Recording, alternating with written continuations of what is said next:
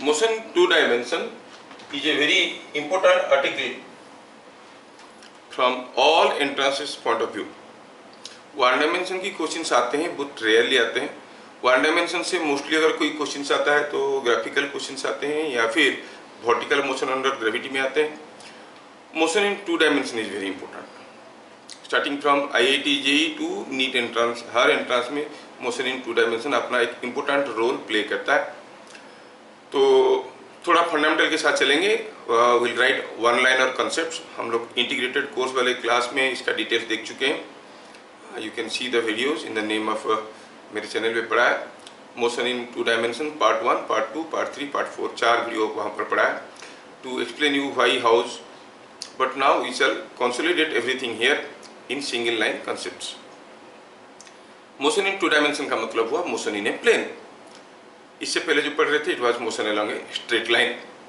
Now it is motion in a plane. A particle is moving in such a way that the entire path is accommodated in a common plane. तो ये to dimension हुआ. अच्छा, तो to dimensional motion कब होता है? Motion of a particle is in two dimension plane. कोई particle का मोशन टू डायमेंशनल प्लेन में होता है कब? if u vector and a vector are non-zero and u and a are non-linear to each other. मतलब collinear का opposite होता है नॉन लीनियर. दो वेक्टर कोलिनियर कब कहते हैं? जब दोनों का लाइन ऑफ एक्शन पैरेलल है. नॉन लीनियर मतलब लाइन ऑफ एक्शन पैरेलल नहीं है. दो वेक्टर कोलिनियर है का कंडीशन हुआ कि ux by ax must be equal to uy by ay. ये हम लोग वेक्टर चैप्टर में पढ़े. Two vectors are said to be collinear if the ratio of their respective x components and y components are equal. And if that is equal to a positive quantity, vectors are parallel. Equal to a negative quantity, they are anti-parallel. Non-linear होने का condition क्या हुआ? This ux by ax must not be equal to uy by ay. पहला point आपको समझ में आया. पहला क्वेश्चन कैसे आएगा? In each of following cases, predict if the motion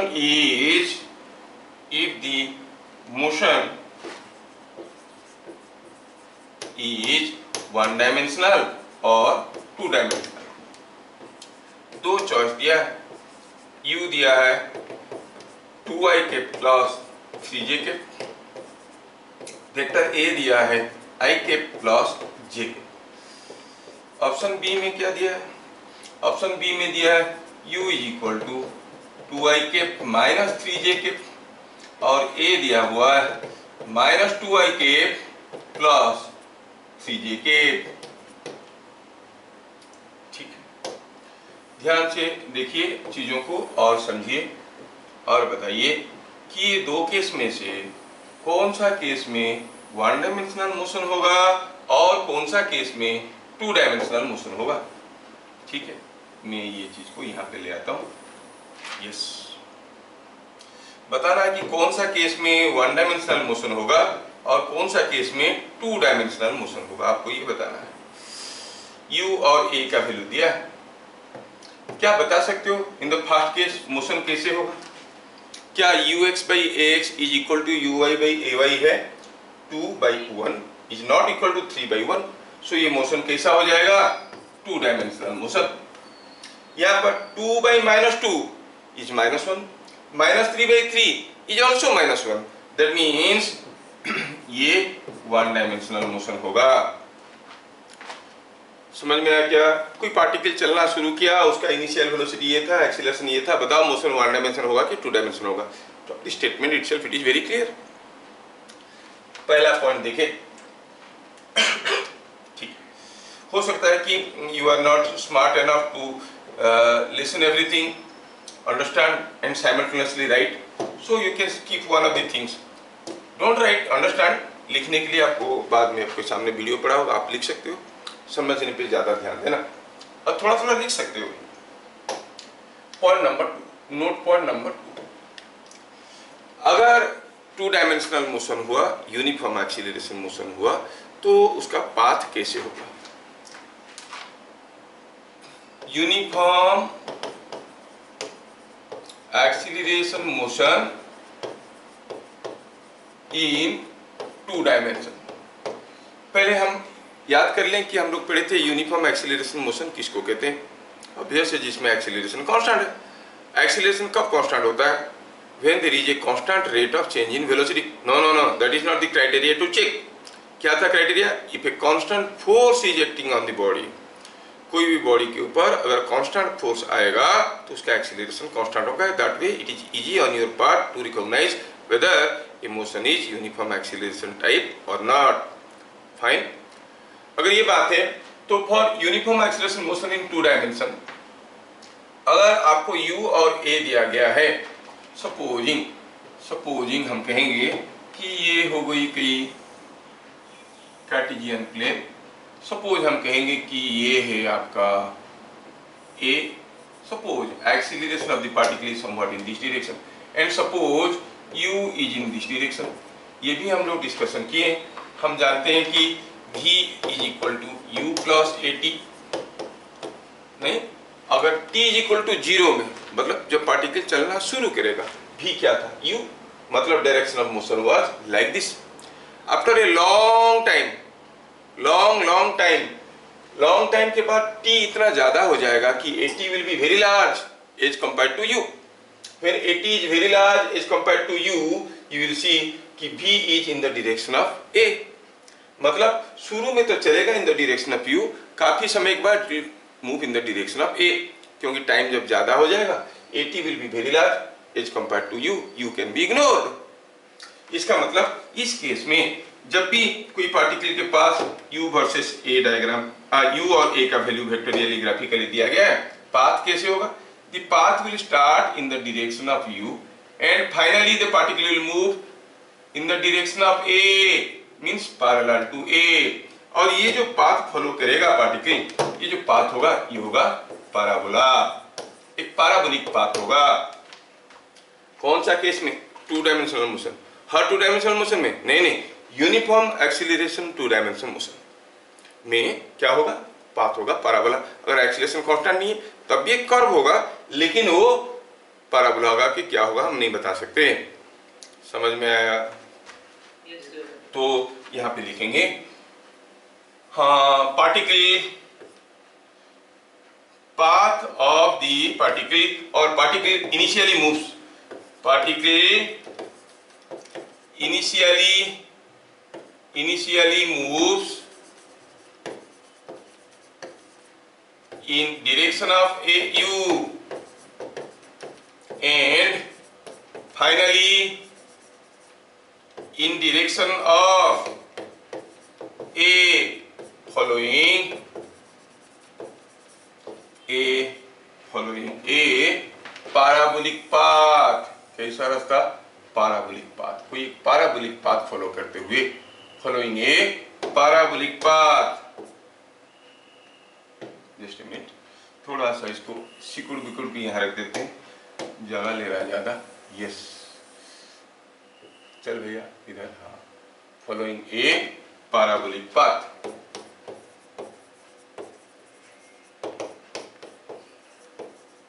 ये कोई पैराबोलिक पाथ फॉलो करके जाता है। कौन सा केस में? In case of 2 dimensional motion. चलिए एक क्वेश्चन लेते हैं। ए particle starts with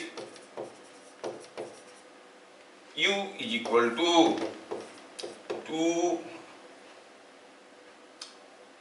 I cap minus 3 j cap meter per second and moves with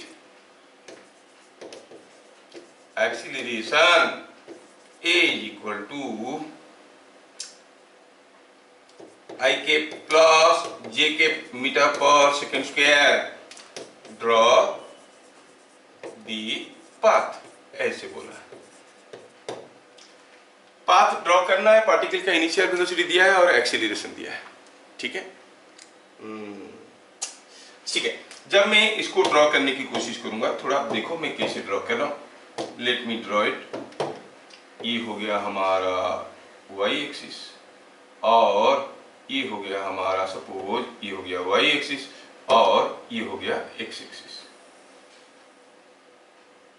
मुझे पार्टिकल का रास्ता ड्रॉ करना है। पहले मुझे वेक्टर u देखना है कैसा होगा, 2i cap minus 3j cap. Position vector पढ़ते वक्त हम लोग पढ़े थे, कोई एक पॉइंट जिसका कोऑर्डिनेट है x, y, उसका पोजीशन वेक्टर होता है x i cap y j cap.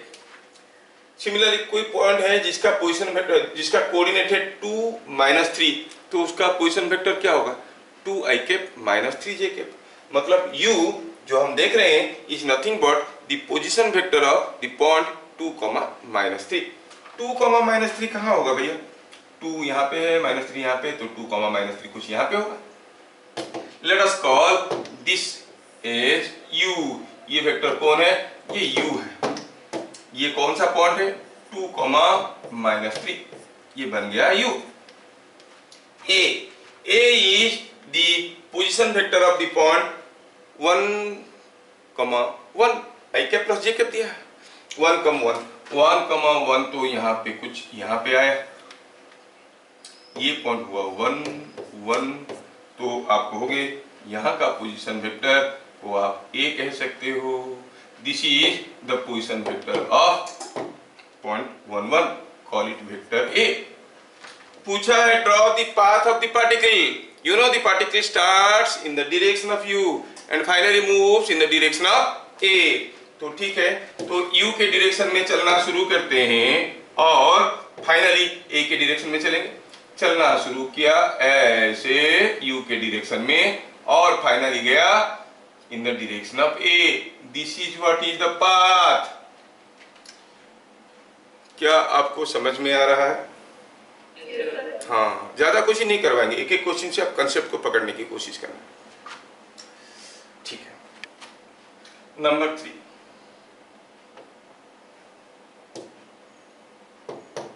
Note point number 3। Note point number 3 में हम देखेंगे कि यूनिफॉर्म एक्सीलरेशन मोशन इक्वेशंस क्या है।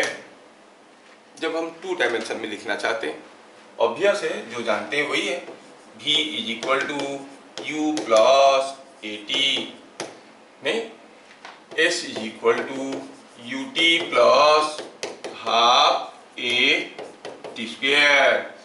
v स्क्वायर मतलब मैग्नीट्यूड ऑफ v का square is equal to u square plus 2a dot s, जिसको आप 2as बड़े प्यार से आसानी से बोल देते थे।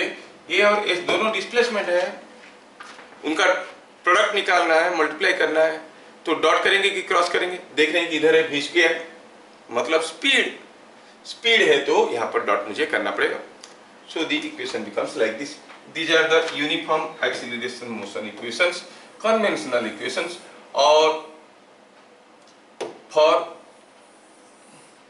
2 dimensional motion ऐसा इक्वेशन हमें यूज करना चाहिए। जबकि साइड में ये जो इक्वेशंस थे, कौन सा, v is equal to dx by dt और a is equal to D square X by D T square. देखो u a t s को लेके जो रिलेशन है, वेलोसिटी, डिस्प्लेसमेंट, एक्सीलरेशन और टाइम को लेके, अगर तो s equal to ut plus half D square से ये वाला आ रहा है x a t में रिलेशन। और अगर आपको u v a s में रिलेशन चाहिए तो दूसरा भी आपको मालूम है, it is v dv by dx। अगर u v a t में मतलब वेलोसिटी, एक्सीलरेशन, टाइम में चाहिए रिलेशन तो it is dv by dt। These are the equations valid for all type of motion. May be uniform acceleration, may not be uniform acceleration. May be simple harmonic motion, wave motion, rotational motion, कोई भी motion हो, equations are always valid. But these are valid specifically. किसके लिए? For uniform acceleration motion. किसी दूसरे motion के लिए नहीं है. ये सारा motion के लिए applicable है. और ये यूनिफॉर्म एक्सेलरेशन मोशन के लिए. ये किसके लिए एप्लीकेबल है? It is applicable for all motion. कैसा भी मोशन हो जिसके बारे में आपको सोचना भी मुश्किल लगेगा, उसके लिए भी एप्लीकेबल है. For all motion. अच्छा, ये जो यूनिफॉर्म एक्सेलरेशन मोशन इक्वेशन देखे हम, क्या हम इसको यूज करना जानते हैं? हाँ, सिंपल है. एक क्वेश्चन ले लो. A particle starts with u is equal to say 2i cap plus 3j cap meter per second and moves with acceleration 3i cap acceleration a is equal to I cap minus j cap meter per second square. Find speed and displacement. Speed and displacement after 2 seconds. 2 second के बाद speed बताओ, displacement बताओ. ये है question आपके सामने. ये आप कर सकते हो, पक्का कर सकते हो. कितना सिंपल क्वेश्चन है. स्पीड चाहिए और डिस्प्लेसमेंट चाहिए. आपको मालूम होना चाहिए कि speed and velocity are two different things. However what is speed? Speed is nothing but the magnitude of velocity. तो वेलोसिटी निकाल दो, उसका मैग्नीट्यूड निकाल दोगे तो आपको स्पीड पता चल जाएगा. क्लियर? हाँ, सॉल्यूशन पे चले. वेलोसिटी क्या दिया है? डाटा u दिया है, a दिया है, टाइम दिया है. ओ, तब तो हम u प्लस at कर सकते हैं. कैसे करेंगे? u तो u है, u तो u है, दिया हुआ है 2i cap plus 3j cap. Yes, 2i cap plus 3j cap. at, a कितना है? i cap minus j cap. t कितना है? 2 सेकेंड्स. मल्टीप्लाई करो, 2i cap minus 2j cap. at, a के साथ t मल्टीप्लाई कर दिया, t is 2 मल्टीप्लाई किए तो ये है. सिंप्लीफाई करो, सिंप्लीफाई किया तो मिल गया 4i cap plus j cap. मिल गया velocity 4i cap plus j cap. समझ में आया? अब अगर हमें निकालना है व्हाट इज स्पीड, तो स्पीड होता है magnitude of velocity. Magnitude of velocity मतलब वेलोसिटी है 4i cap plus j cap, तो 4 square plus 1 square whole root over is root over of 17 metre पर सेकेंड. Speed is this. आपका इतना ही छोटे छोटे क्वेश्चंस आते हैं. ठीक है.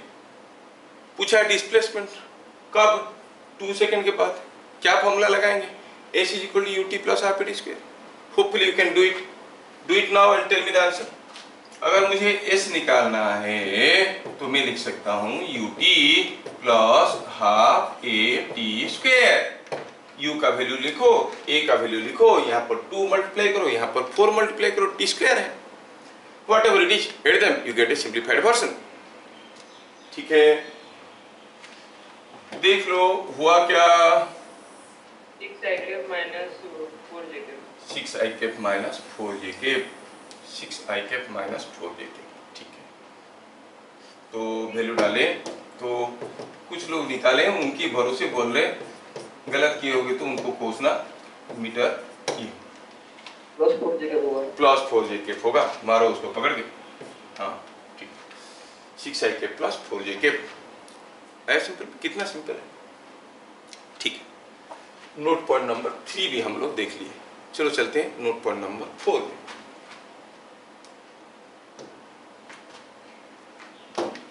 नोट पॉइंट नंबर 4 में हम देखे अभी अभी कि जो v है वो क्या था. It is u plus at. ऐसे ऐसे करके इक्वेशंस देखे. अगर मैं v को कुछ ऐसे लिखता हूं vx i cap plus vy j cap और u को लिखता हूं ux i cap plus uy j cap. ए को लिखता हूं ए एक्स आई के प्लस ए वाई जे के इंटू टी, ऐसा अगर लिखता हूं तो देखो इसमें से हमें क्या समझ में आ रहा है?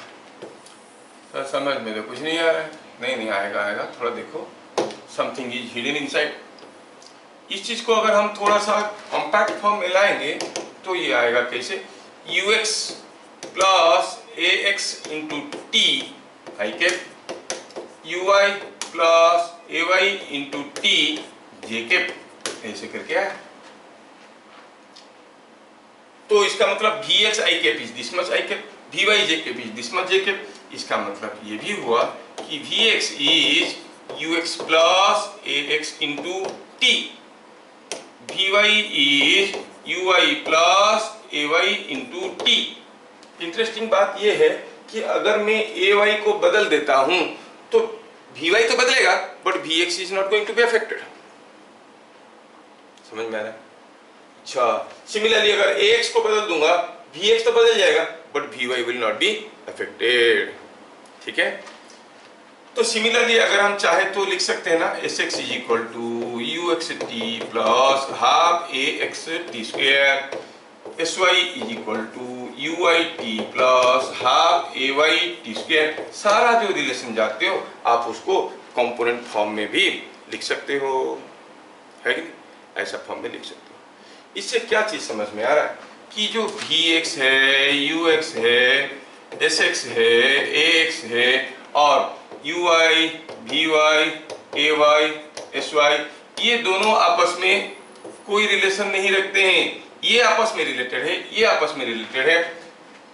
ये X directional motion parameters are related to each other. कैसे रिलेशंस? ऐसा सब relation. Y directional motion parameters are related to each other by these relations, but they are independent of each other.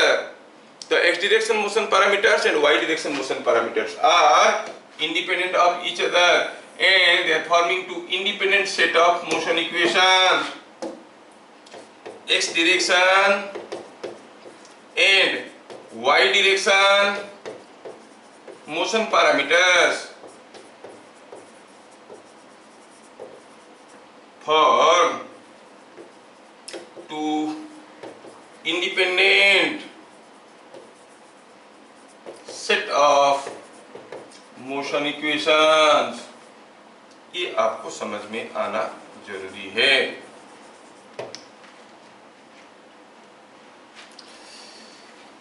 ठीक है, समझ में आना जरूरी है, ये बहुत जरूरी है।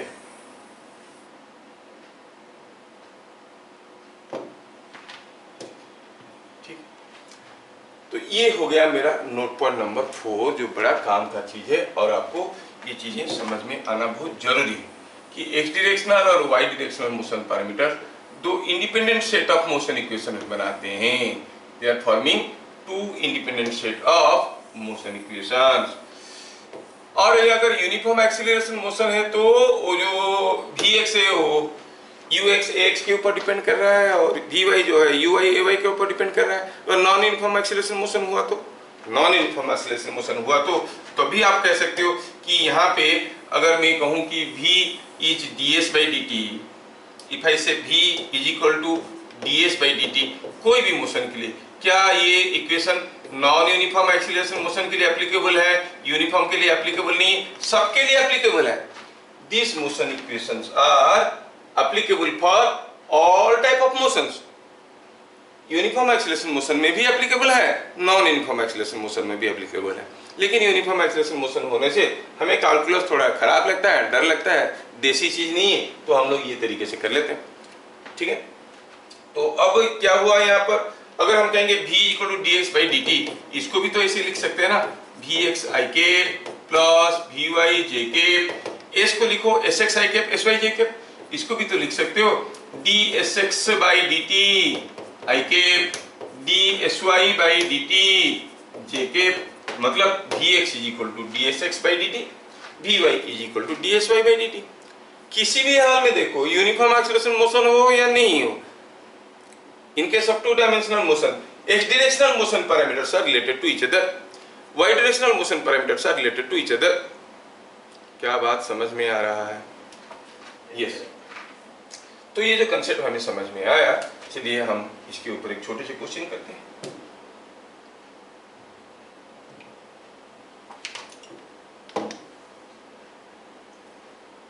क्वेश्चन देखिए, ए particle starts with u is equal to 4 I cap minus 3 j cap meter per second and moves with acceleration a is equal to I cap plus j cap meter per second square. Find after what time? Find after what time it moves, मतलब rest में नहीं है, it moves parallel to x axis, parallel to x axis, कितनी समय के बाद ये parallel to x axis जाएगा। देखने से क्वेश्चन कितना डरावना लगता है, लेकिन कुछ नहीं है इसमें, u और a आपको दिया गया है। When something is moving parallel to x axis, जब कोई चीज parallel to x axis move कर रहा होगा तो वेलोसिटी पक्का ऐसा होगा। अगर वेलोसिटी ऐसा है, क्या बता सकते हो कि वेलोसिटी का कौन सा कंपोनेंट जीरो है? Velocity is parallel to x axis, तो इसका कौन सा कंपोनेंट जीरो है? x कंपोनेंट कि y component? y component zero है। हाँ, तो जैसे पता चल गया कि velocity is parallel to y axis, तुरंत हमें समझ में आ गया कि here vy is equal to zero. vy zero होगा भैया, तो vy तो डिपेंड करता है uy और ay के ऊपर। uy दिया है क्या? हाँ दिया है, -3, यस। प्लस ay कितना दिया है? ay दिया है 1, तो t कितना हो गया? 3 सेकेंड्स। समझ में आ रहा है क्या? यस।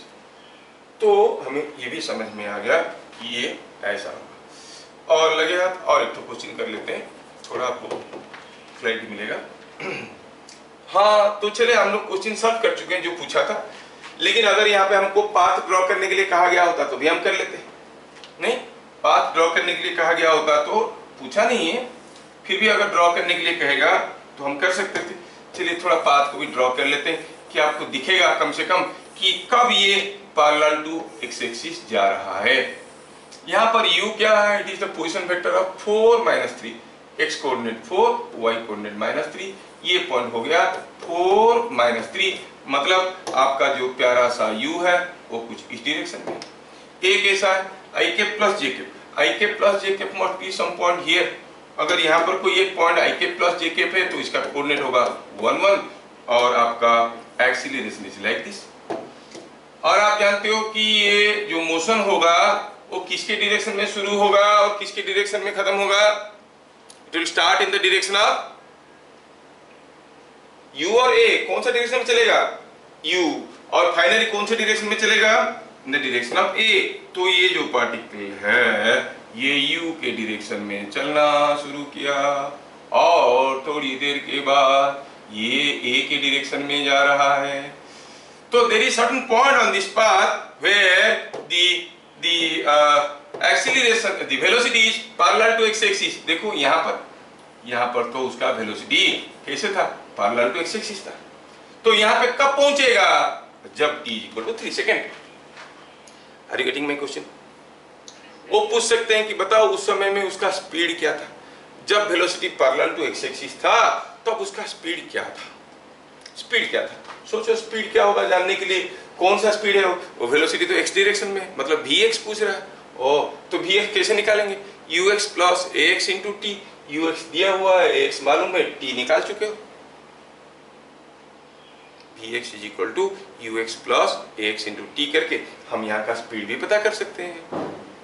समझ में आया? चलिए और एक क्वेश्चन देता हूँ फॉर योर बेटर अंडरस्टैंडिंग। चलिए यही क्वेश्चन को करते हैं, थोड़ा दूसरे तरीके से क्वेश्चन को उठा के ले आते हैं। यहाँ से थोड़ा आपको सोचना है, सिंपल है, डिफिकल्ट नहीं है।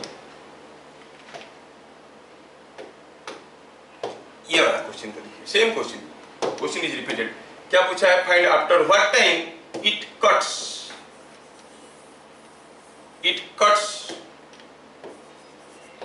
The x axis, cuts X axis. अभी तो हम लोग मोशन को देखे, इस मोशन में ये एक्स एक्सिस को कट किया था, कहां पे? यहां पे। कितने समय के बाद? पैराबोलिक मोशन है, यूनिफॉर्म एक्सीलरेशन मोशन है। सर कैसे पता चला यूनिफॉर्म एक्सीलरेशन? अरे acceleration is a constant, no, magnitude direction vector है, constant. Acceleration constant, uniform acceleration motion है, तो याद रखना यहाँ पे जब पहुंचेगा उसकी डबल टाइम पे यहाँ पे पहुंचेगा। Are you getting? Trajectory motion तो आप पढ़े होगे, हाइट पॉइंट में जाने के लिए जितना समय लगता है, नीचे आने के लिए उतना ही समय लगता है। Total time is the half double of the time taken by the particle to reach the highest point. तो ये भी वही है, कंसेप्ट के लिए जान लो। अगर यहाँ तक पूछा आने के लिए 3 सेकंड लगेगा तो यहाँ से यहाँ तक पहुँचने के लिए 6 सेकंड लगेगा, लेकिन हमें ये कंसेप्ट मालूम नहीं है। हम तो निकालेंगे, क्या निकालेंगे कि कब ये एक्स एक्सिस को कट करेगा। और अभी अभी हम देख चुके हैं कि जो पार्टिकल का पाथ था वो कुछ दिखने में ऐसा टाइप का था।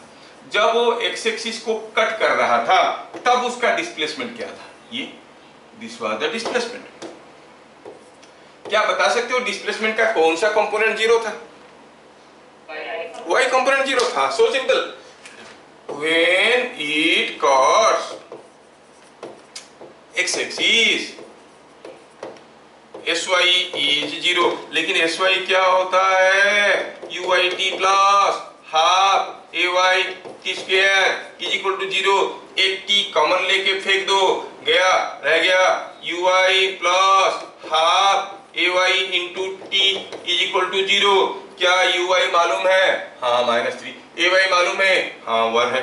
सो it is -3 plus half 1 into T is equal to zero और T is equal to 6 seconds.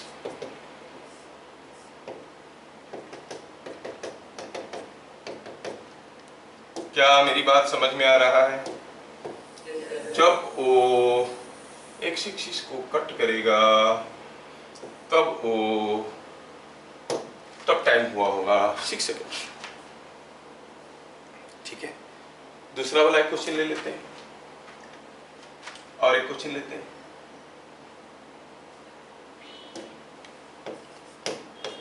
A particle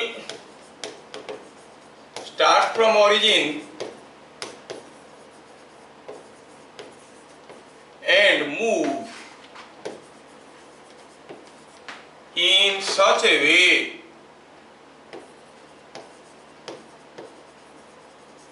that its coordinate at any time t, its coordinate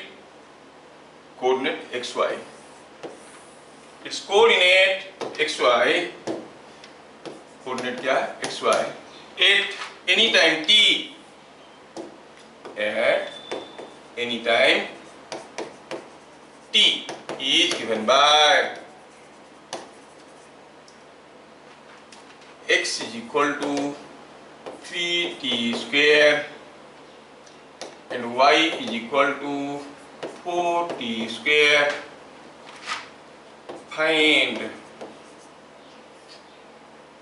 initial velocity and acceleration of particle. Initial velocity and acceleration of the particle. Motion of particle is one dimensional or two dimensional? ओ बड़ा खतरनाक question है। एकदम खतरनाक नहीं। Particle origin से चलना शुरू किया है, किसी समय के बाद किसी ना किसी एक पॉइंट में होगा जिसका कोऑर्डिनेट xy होगा। समय के साथ x और y का वैल्यू बदल रहा है। x is given 3t square, y is given 4t square. तो बताना है 1 डायमेंशनल मोशन होगा कि 2 डायमेंशनल मोशन होगा।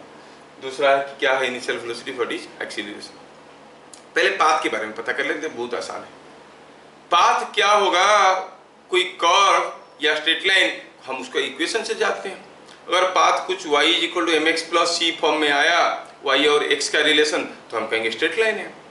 पाथ कुछ x square plus Y square is equal to A square form में आया, कहेंगे सर्कल है। X square by A square plus Y square by B square is equal to 1 form में आया, तो कहेंगे एलिप्स है depending upon the equation of the path. और Y square is equal to 4x ऐसा कुछ फॉर्म में आया, तो हम कहेंगे पैराबोला है। तो कैसे हमें क्या करना है, पहले एक्स वाई में रिलेशन दिखना है ना। तो first part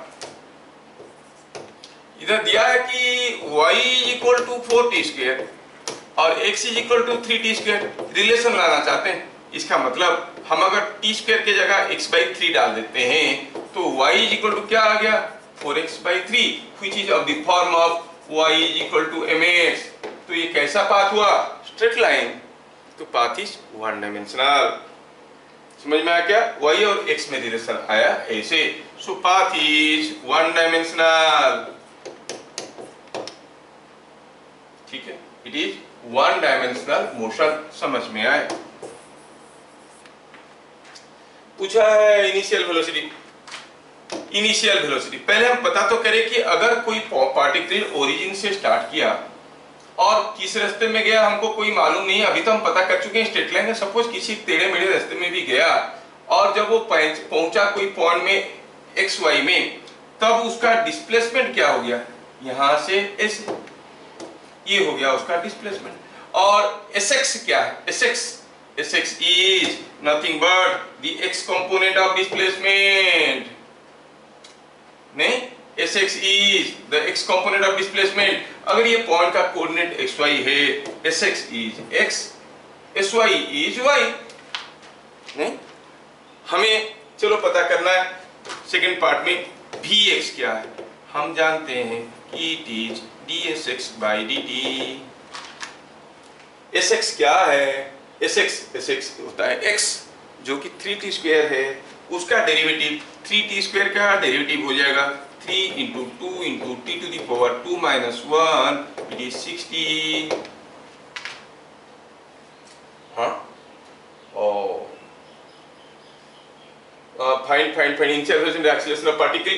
find velocity and acceleration of particle. थोड़ा सा चेंज करते हैं, velocity and acceleration of the particle एक समय ले लेते हैं।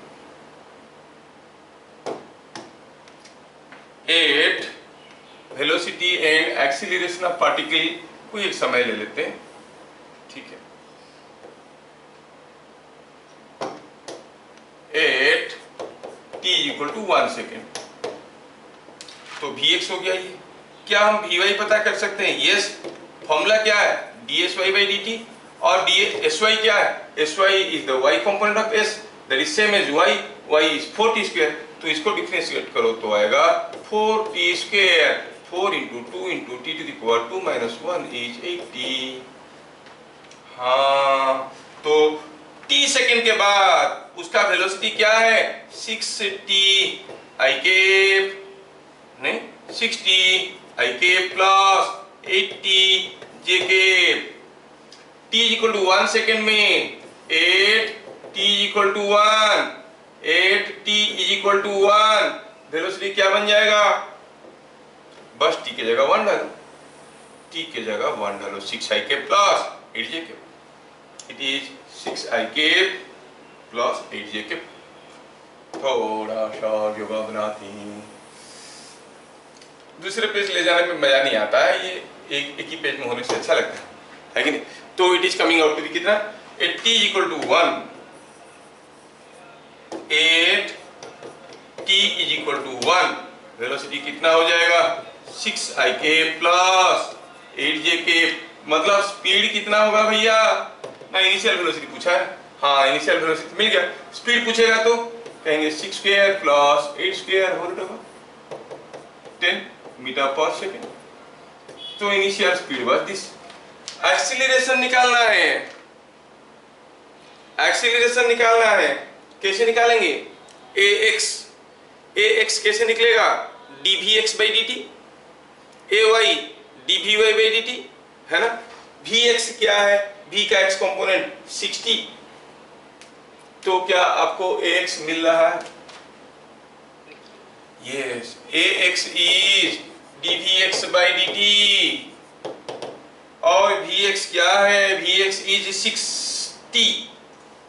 हाँ, तो derivative of 60 which is 6 metre पर सेकंड स्क्वायर। ay क्या है?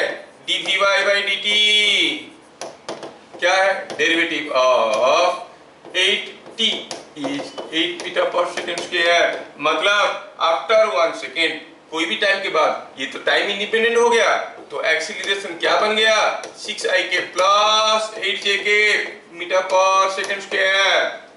ये यूनिफॉर्म एक्सीलरेशन मोशन बना कि non uniform acceleration motion? Uniform acceleration motion, क्योंकि it is not depending on time nor on position.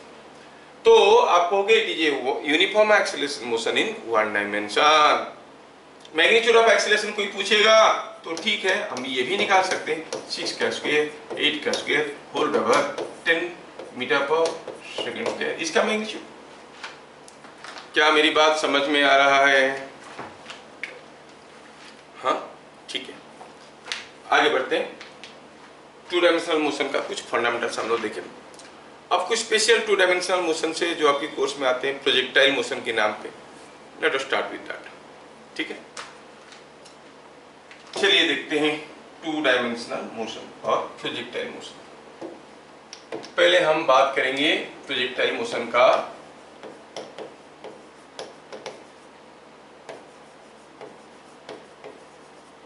Fundamental पे। प्रोजेक्टाइल मोशन मतलब this is also coming under motion under gravity. मतलब एक ही फोर्स इसके ऊपर आ रहा होगा जो कि फोर्स ऑफ ग्रेविटी है। कोई बॉडी को हवा में फेंक दिए, ऊपर गया, ऐसे गिरा, और इन दैट केस आप कहोगे कि जो मोशन है उसमें during the entire flight the only force acting on it was mg, force of gravity. तो अब इसको हम कहेंगे मोशन अंडर ग्रेविटी। तो यूनिफॉर्म एक्सीलरेशन मोशन बन जाता है क्योंकि फोर्स कांस्टेंट है। अब सोचो कि कोई मुर्गी आपकी घर की छत से फड़फड़ा के उड़ गया, किसी दूसरे की घर की छत पे बैठा, वो भी तो कुछ ऐसे रास्ते में गया। Will you call it a projectile motion, motion under gravity? No, gravity के साथ साथ फड़फड़ाने के कारण उसका अपना कुछ फोर्स था। कोई रॉकेट लॉन्चर, कोई मिसाइल का फेंके हो जाके ऐसे गिरा, क्या वो प्रोजेक्टाइल मोशन होगा? नहीं होगा। क्यों? क्योंकि रास्ते में because of exhaustion of gas उसके अंदर कुछ रिकॉइलिंग फोर्स आ रहा था, तो ट्रेजेक्टरी फोर्स था इन एडिशन टू ग्रेविटी। कोई मेढक एक जगह से जंप किया दूसरी जगह पे गिरा, क्या ये प्रोजेक्टाइल मोशन होगा? अब आपको सोचना है और बताना है। Frog jumps from one point falls at other, तो रास्ते में उसके ऊपर क्या फोर्स आ रहा था? ओनली mg, सो ये प्रोजेक्टाइल मोशन हुआ। आप एक पत्थर को फेंक दिए तो वो भी प्रोजेक्टाइल मोशन हुआ, क्योंकि रास्ते में उसके ऊपर सिर्फ एक ही फोर्स आ रहा है, force of gravity. Is that clear? Well, projectile motion का case 1 we are discussing here. Something is thrown from here, ये गया ऐसे और गिरा ऐसे, बेसिक्स आपको मालूम है। Suppose something is thrown with an initial velocity u at an angle theta, और रास्ते में जब वो उड़ते हुए जा रहा था, the force acting was like this, that is mg, so the acceleration was g।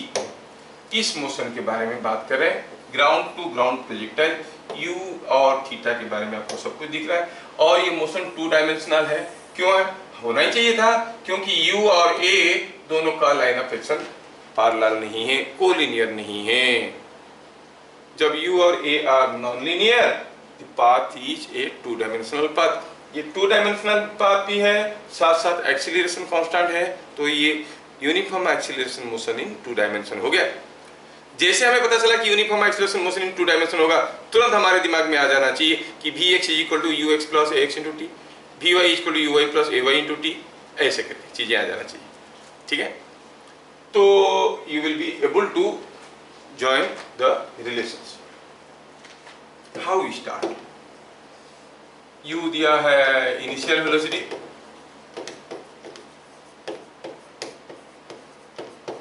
Theta दिया है एंगल ऑफ प्रोजेक्शन, बात चल रहा है कोई ये ग्राउंड टू ग्राउंड प्रोजेक्टाइल, खाली जमीन से फेंकेंगे जमीन पे गिरेगा तब ऐसा नहीं है, किसी छत से फेंकेंगे, छत से फेंकेंगे तब भी ये प्रोजेक्टाइल मोशन ही होता है, क्योंकि यहाँ पर भी u और a दो अलग अलग डायरेक्शन में है। अच्छा, ये प्रोजेक्टाइल मोशन है, एंगल ऑफ प्रोजेक्शन दिया हुआ है, यू दिया हुआ है, और हमें मालूम है कि यहाँ पर जो x directional y directional motion parameter से वो आपस में रिलेटेड तो नहीं है। X directional parameters are related to each other, y directional parameters are related to each other, but they are independent of each other. The set of equations are independent of each other. Set of equations are independent to each other बहुत ही important statement है, उसको पकड़ोगे चीजें समझ में आएगा। चलिए start करते हैं कि पहले हम देखते हैं कि हमारा कन्वेंशनल एक्स और वाई एक्सिस ले लेते हैं, और आप कहोगे यू एक्स क्या है। U x is x component of you, it is you cos theta. A x क्या है, x component of A, acceleration is like this, the x component of acceleration मतलब कंपोनेंट इन दिस डायरेक्शन। कोई भी vertical vector का horizontal component 0 होता है। ui is u sin theta, और ay तो नीचे की तरफ है तो हम कहेंगे माइनस जी। ये चार वैल्यू को तो आपको याद रखना है पूरा मरते दम तक, क्या मालूम उसके बाद भी समझ में आया। ये u cos theta by u sin theta 0 and minus G आपको याद रखना है। नंबर 2 ये हमें पता चल गया।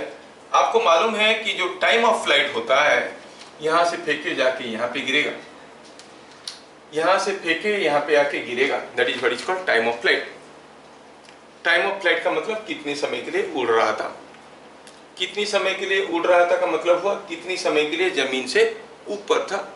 देखो इसके जो एक्स डायरेक्शनल मोशन पैरामीटर्स है वो उसको एक्स डायरेक्शन में मूव करवाते हैं, जो वाई डायरेक्शनल मोशन पैरामीटर्स है वो वाई डायरेक्शन में मूव करवाते हैं। तो कितने समय के लिए जमीन से ऊपर था ये किसके ऊपर डिपेंड करेगा, it depends on y direction motion parameters, it depends on y direction motion parameters. तो फिर वाई डायरेक्शन पैरामीटर ही डिसाइड करेंगे। यहाँ पर वाई डायरेक्शन को सोचो, बाकी सबको भूल जाओ। कोई चीज को कितना में फेंका गया, ui में फेंका गया है, ay है, ui है, कितनी समय के बाद गिरेगा। अरे वर्टिकल मोशन में हम लोग पढ़े 2ui बाई जी, नहीं 2ui by ay, vertical motion में इस चैप्टर पढ़े। जबकि ui का वैल्यू क्या, यहाँ वैल्यू डाले तो 2u बाई जी होता था, तो यहाँ पर क्या फॉर्मूला हो जाएगा 2ui by G. Time of flight is 2ui by G. अब ui क्या, u sin थीटा, तो चाहो तो आप ऐसे भी लिख सकते हो, बट इंपॉर्टेंट ये है कि ये डिपेंड किसके ऊपर करता है, depends on vertical motion parameter, horizontal motion parameter से अफेक्टेड नहीं है। ध्यान से सुनना अगली स्टेटमेंट। अगर कोई चीज को ऐसे फेंका गया, वो ऐसे जाके ऐसे गिरा और टाइम लगा t सेकेंड्स, ठीक है। अब जोर से हवा चलने लगा इस डायरेक्शन में, अब क्या हुआ, वो यहाँ पे तो नहीं गिरेगा और आगे गिरेगा, बट हवा चलने के कारण उसका कौन सा डायरेक्शनल मोशन पैरामीटर अफेक्टेड होंगे, एक्स डायरेक्शनल मोशन पैरामीटर्स और Y directional motion parameters. X directional, और ये तो वाई डायरेक्शनल मोशन पैरामीटर के ऊपर डिपेंड करता है, और वाई पैरामीटर्स एक्स के पैरामीटर के साथ कोई रिलेशन नहीं है, अपना अपना घर है।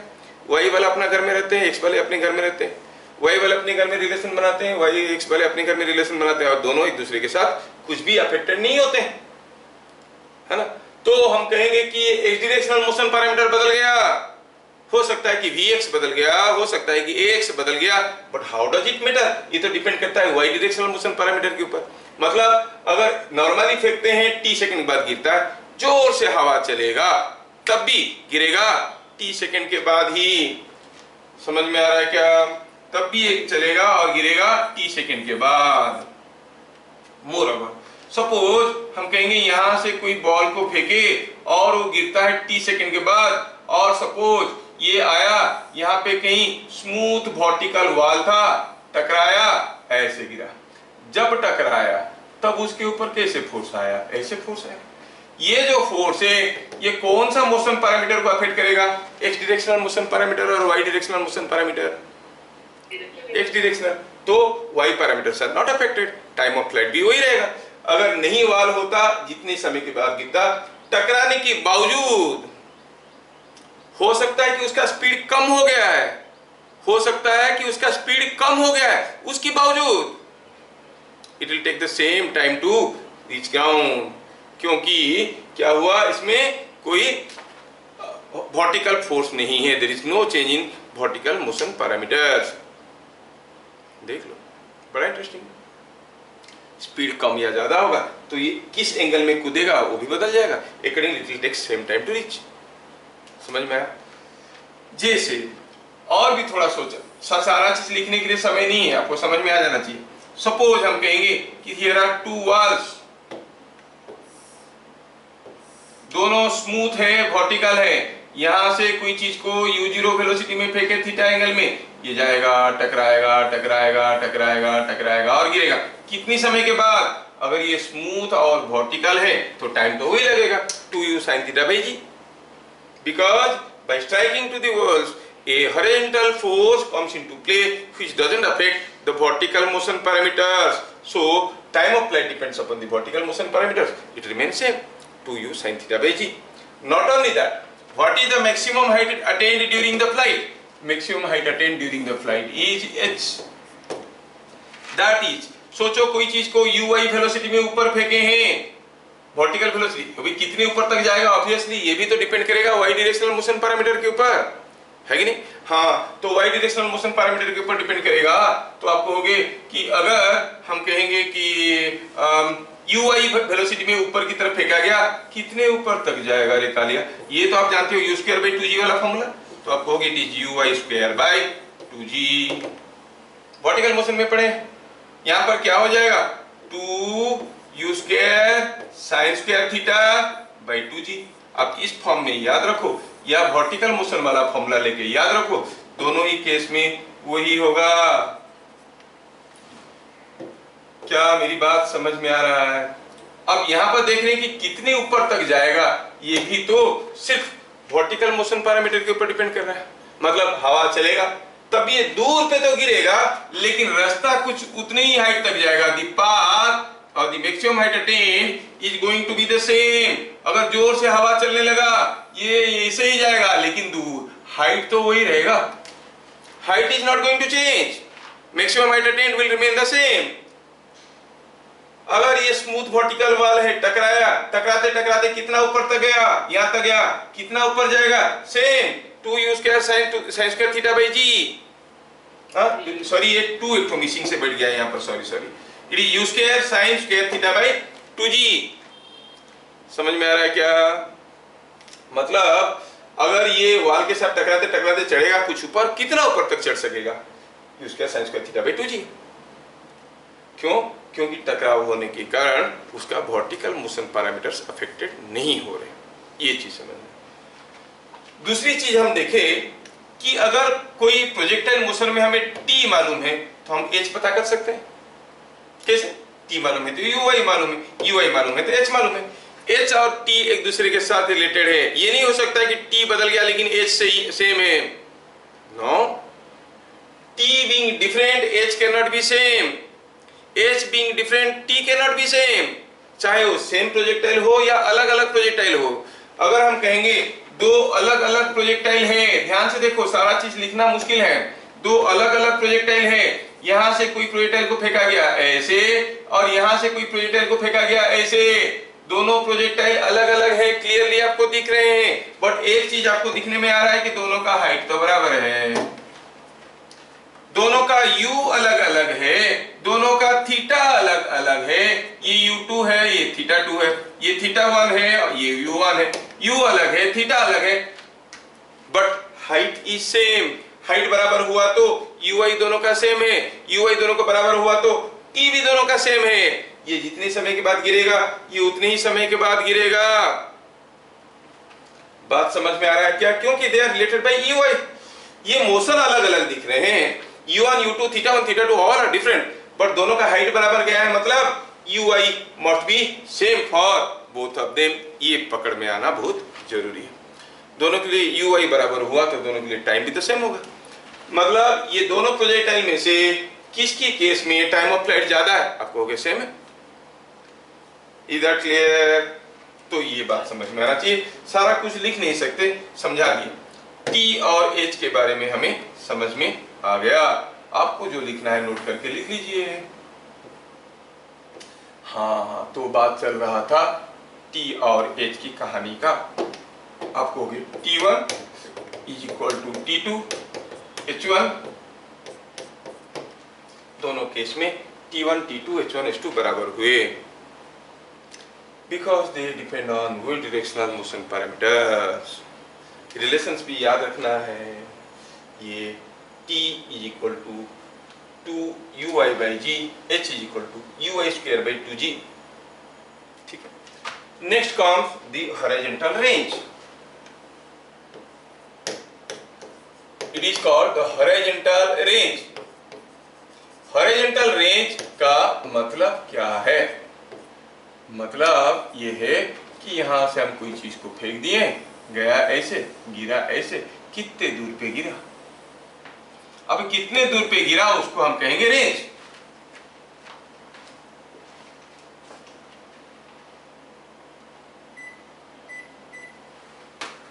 कितने दूर पे गिरा अगर उसको हम रेंज कहेंगे। ऑब्वियसली आप कहोगे कि ये कितने दूर पे गिरा, ये तो डिपेंड करेगा आपका हॉरिजॉन्टल मोशन पैरामीटर्स के ऊपर। नहीं, हॉरिजॉन्टल मोशन पैरामीटर तो इधर को लेते हैं, कितनी समय में यहाँ पे पहुंचा उसके ऊपर भी तो डिपेंड करेगा।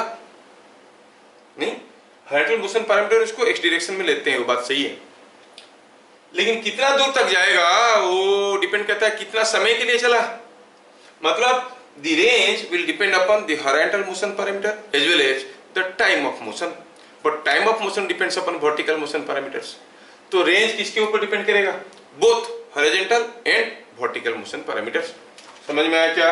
हम कहेंगे, ये अक्सर लोग गड़बड़ कर देते हैं, T depends upon vertical motion parameter, H depends upon vertical motion parameter, R depends upon horizontal motion parameters. No no no, R depends upon both horizontal motion parameter as well as vertical motion parameter. तो पहला चीज इसके बारे में देखें तो लिखेंगे R depends on X and Y direction motion parameters, ये दोनों के ऊपर डिपेंड करता है। ठीक है, दोनों के ऊपर अगर डिपेंड करता है, हमको क्या तकलीफ है, हमें तो निकालना है रिलेशंस। दोनों के ऊपर डिपेंड करता है। तो ठीक है, जब वो यहां से निकला और आके यहां पे गिरा, उसका जो डिस्प्लेसमेंट था वो displacement was equal to range. नहीं, ये डिस्प्लेसमेंट का कौन सा कंपोनेंट है? डिस्प्लेसमेंट का एक्स कंपोनेंट। वाई कंपोनेंट क्या है डिस्प्लेसमेंट का? जीरो। जहां से फेंके वहीं पे गिर गया, उसी लेवल पे गिर गया, तो एस वाई तो जीरो है। तो पहला चीज समझ में आया कि s x is R, but what is s x? ux t plus half ax t square, and fortunately what was ax was 0। तो ये क्वांटिटी तो गए काम से।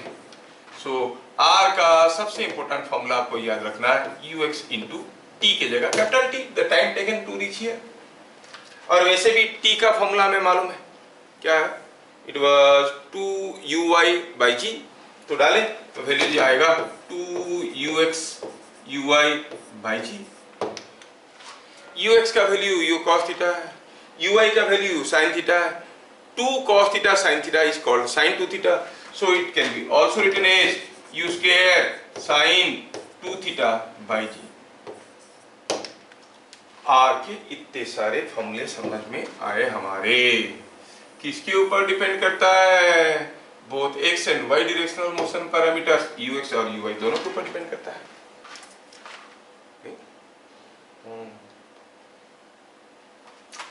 दूसरा, R is मैक्सिमम। अच्छा, थोड़ा सा एक मिनट बिफोर दैट। अच्छा, अब यहां पे थोड़ा सोचने वाली चीज ये हुआ कि अगर हम कोई चीज को मानते हैं कि हमारा y एक्सिस है और ये हमारा x एक्सिस है, वर्टिकल इज y एक्सिस। कोई एक पार्टिकल का वेलोसिटी दिया है, फेंका गया, कितने वेलोसिटी में? 10ik plus 20j। और कोई दूसरे पार्टिकल को फेंका गया 20ik प्लस 10j। किसका रेंज ज्यादा है? सेम होगा। मतलब ux and uy are interchangeable for the same range. Same range के लिए ux और uy को बदल देते हैं तो obviously there are two possible angles, there are two possible angles. अगर 10-20 होता है तो ये 10-20 हो गया ये वाला, 20-10 हो गया ये वाला। ये दो वेलोसिटी के लिए हम देख रहे हैं कि रेंज बराबर है, that means there are two possible angles, जबकि u का मैग्नीट्यूड दोनों केस में बराबर है। For same speed there are two possible angles for which the range is coming out to be the same. The relation between these two angles क्या होता है लिखेंगे।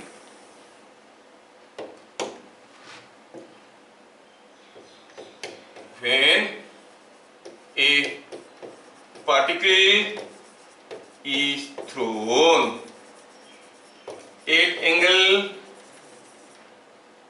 theta or alpha to horizontal, it covers same horizontal range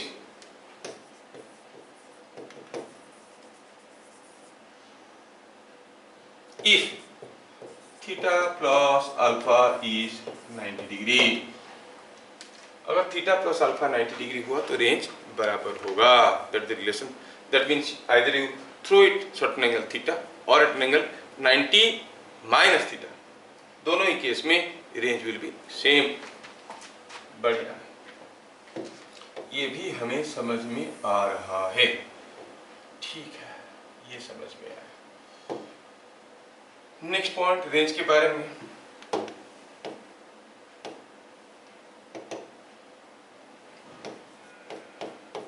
range is maximum when theta is 45 degree. जानकारी में आपका है, मुझे मालूम है। R max is you square by g. U square sine 2 theta था ना, it was u square sine 2 theta. Theta की जगह 45 डाल लो तो साइन 90 हो गया 1 U square by ji. So the maximum range is you square by G. अगर कोई बुलेट का फायरिंग स्पीड है u, तो मैक्सिमम कितना दूर तक मार सकता है फ्रॉम द ग्राउंड। ग्राउंड से मारेगा, ग्राउंड तक गिरेगा तो कितने दूर तक मार सकता है, यू स्क्वायर बाई जी। इससे ज्यादा दूर वो मार नहीं सकता। Maximum horizontal range. ठीक है, ये हो गया range is maximum when theta is 45 degree. ठीक है, रेंज मैक्सिमम हो गया। अब यहाँ पे कुछ केसेस हम बताना चाहेंगे। रेंज के बारे में हम लोग सब कुछ देख लिए। नाउ सम इम्पोर्टेंट पॉइंट क्या था, पॉइंट नंबर 3 गया। पॉइंट नंबर 4, सपोज हम कहेंगे यहां से दो चीज को फेंका गया, एक ऐसा गिरा और कोई दूसरा ऐसा गिरा। They fall on ground like this. मतलब दोनों का स्पीड तो सेम था और एंगल्स अलग अलग थे, तो ये आके जमीन पे ऐसे गिरे। सपोज पहले वाले को फेंका गया एट एन एंगल थीटा, तो दूसरे वाले को कितना एंगल में फेंका गया होगा, हॉरिजॉन्टल के साथ 90 माइनस थीटा। समझ में आ रहा है? हॉरिजॉन्टल के साथ 90 माइनस थीटा मतलब वर्टिकल के साथ क्या, थीटा, है कि नहीं? ध्यान से सुनो, हॉरिजॉन्टल के साथ 90 माइनस थीटा मतलब वर्टिकल के साथ theta. That means when a particle is projected at an angle theta to horizontal और theta to vertical, it covers the same horizontal range. आया पकड़? चलो, ये दोनों केस में हमें हॉरिजॉन्टल रेंज पता चल गया। ये है हाइट्स, दोनों केस की हाइट्स। चलो, ये हाइट है h1 इस केस में और टाइम लगा t1, और ये हाइट है h2 और टाइम लगा t2। इस केस में कुछ दूसरा टाइम लगा होगा आने के लिए, क्योंकि वर्टिकल कंपोनेंट बदल गया है। वर्टिकल कंपोनेंट बदल गया है तो ये t2 अलग होगा। हाँ, यहाँ पर कुछ रिलेशन से आपको याद रखना है। Suppose this horizontal range is r,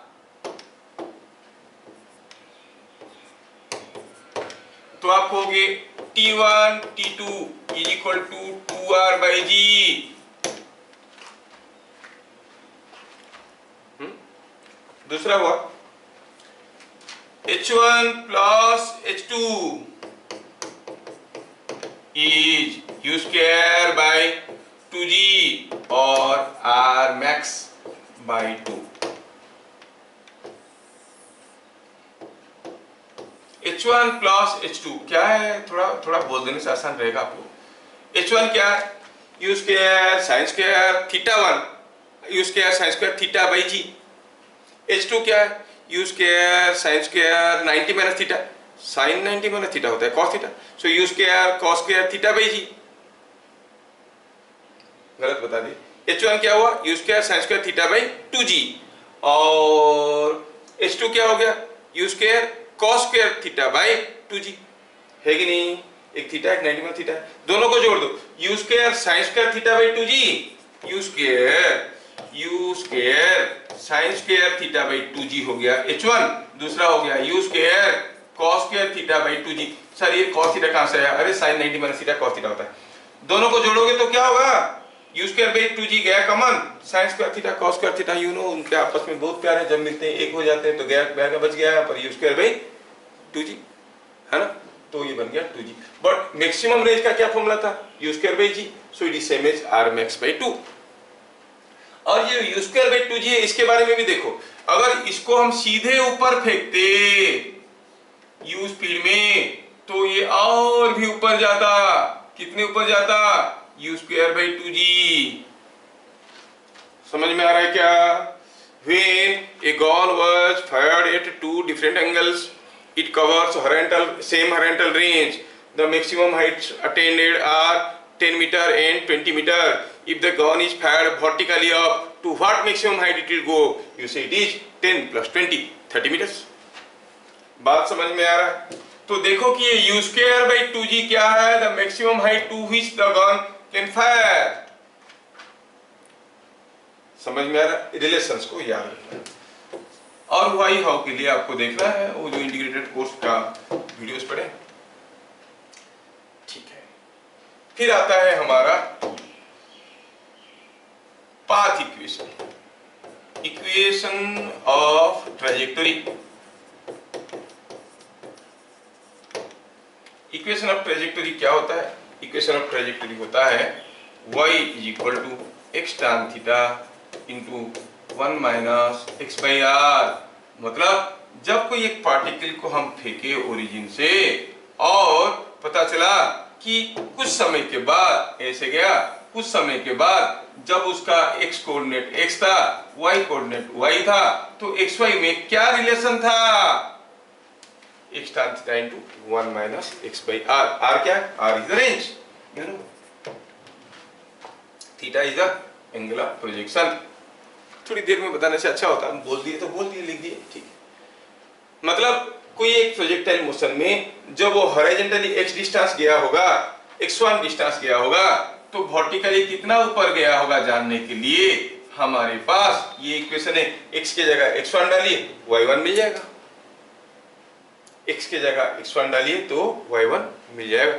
जब वो हॉरिजॉन्टली x1 डिस्टेंस आएगा उसका हाइट क्या होगा, हाइट y1 होगा, y1 will be x1 tan theta minus whole into 1 minus x1 by r।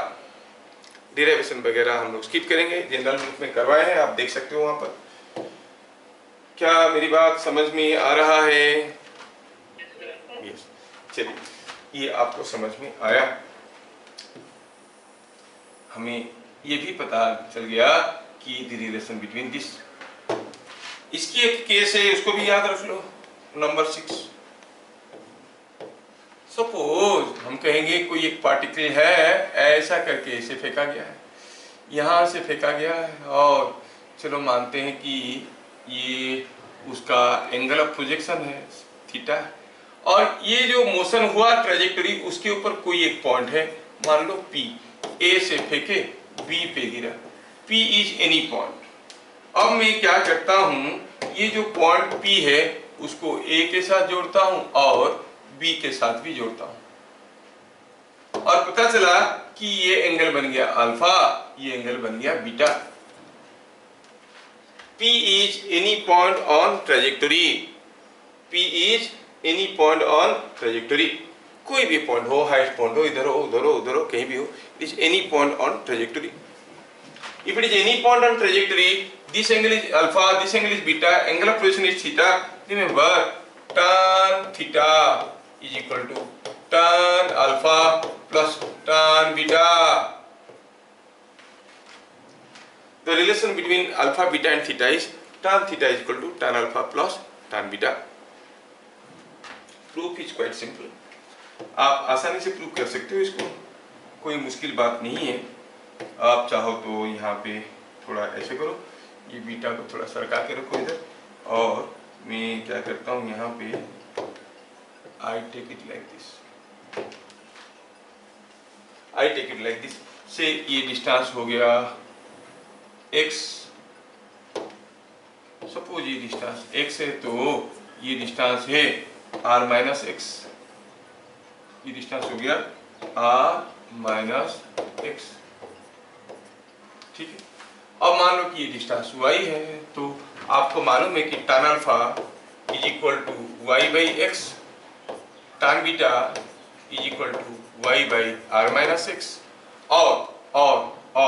और ये है कि y is equal to x tan theta, मतलब at a distance x this height is y whole into 1 minus x by r, यहां से निकालो tan theta, tan theta क्या बन जाएगा, tan थीटा बन जाएगा y बाई x, और ये हो गया दिस, तो it is y by x, ये हो गया r minus x by r, r minus x by r, तो yr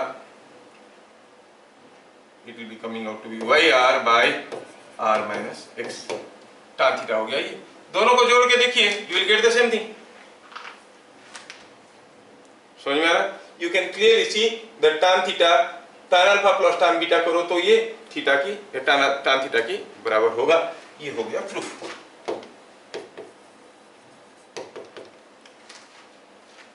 क्या मेरी बात समझ में आया? प्रूफ तो इसीलिए बताते हैं कि कुछ लोग डाउट करते हैं, कुछ फेक तो नहीं रहे हैं, नहीं फेक नहीं रहा, कहोगे तो गीता पे हाथ रख के बोल देंगे, लेकिन इक्वेशन याद रखो, प्रूफ करने की कोई जरूरत है नहीं, ठीक है। क्यों पूछा हूं कि कभी पुराना किसी एक क्वेश्चन में एक बार कभी आया था, दोबारा कभी आया नहीं है, फिर भी मेरा काम है कि बता दें। मैं तो ये कोशिश में रहता हूं कि I cover all necessary theory, not necessarily all numericals, क्योंकि आप न्यूमेरिकल कितने भी करो और भी न्यूमेरिकल बन सकते हैं। सारा न्यूमेरिकल करना मुश्किल नहीं, नामुमकिन है, लेकिन सारा थ्योरी खत्म करना है। आप अगर कोई भी न्यूमेरिकल आके पूछोगे, उसके लिए जो मैं थ्योरी यूज कर रहा हूं, that theory must have been taught in the class, तभी आप जानोगे कि जो पढ़ाया गया है वो कंप्लीट है। नहीं, हर बार आप कुछ न्यूमेरिकल लेके आते हो डाउट पे, और बताते वक्त मैं कुछ नया कंसेप्ट और थ्योरी बोल रहा हूं, तो पहले मैं क्या कर रहा था, मतलब जो डाउट नहीं पूछोगे तो गया उसका थ्योरी, ऐसा नहीं होता है। तो इसीलिए I try to cover all possible theory, ताकि मेरे को कोई पॉइंट आउट ना करे कि ये चीज तो नहीं बताए थे सर। अपनी सुरक्षा के लिए हम सारा चीज बता दे रहे हैं, नहीं तो सारा चीज बहुत ज्यादा जरूरी नहीं है। tan theta equal tan alpha plus tan beta, यहाँ पर तो हमारा बहुत ज्यादा चलता है ना, ये देखो उसके पास पढ़ रहा है, ये चीज नहीं हुआ, वो नहीं हुआ, बोलने वाले बोलते रहते हैं, तो यहाँ पर ये सब चीजों के लिए सतर्क रहना पड़ता है। कंपटीशन इज गोइंग, हाँ ये बात है, तो tan theta is equal to yr by x into r minus x, ये भी आ गया। Now let us see about velocity, instantaneous velocity। अब ये इंस्टेंटेनियस वेलोसिटी की बात करेंगे, का मतलब हुआ कोई चीज को यहां से फेंका गया, ऐसे गया, ऐसे गिरा, जब वो यहां पे था तब उसका वेलोसिटी ऐसे था, ये वेलोसिटी कितना था, what was the velocity at any time t, यहां से कोई चीज फेंका गया है u स्पीड में, थीटा एंगल में, है ना, u स्पीड में और थीटा एंगल में फेंका गया है। तो पूछा है कि यहाँ पर होगा वेलोसिटी कितना, स्पीड कितना, जो भी कुछ पूछेगा। अच्छा, पहला तो हुआ कि वेलोसिटी जो है वो है कैसा, vxi प्लस vy आप ये मालूम है, और vx निकालना आपको आता है, ux plus x into t, vy is ui plus ay into T.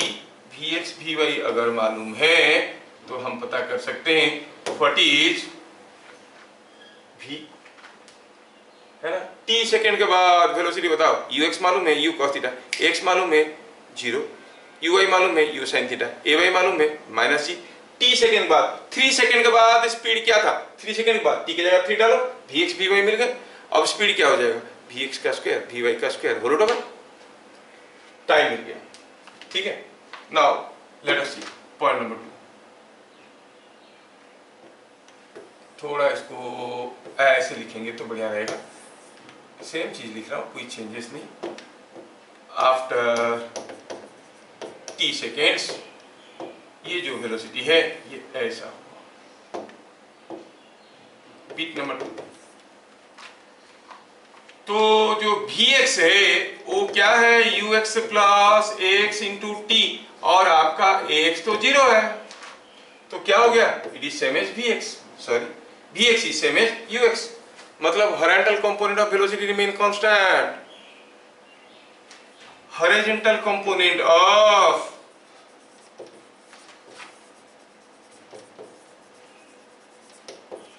velocity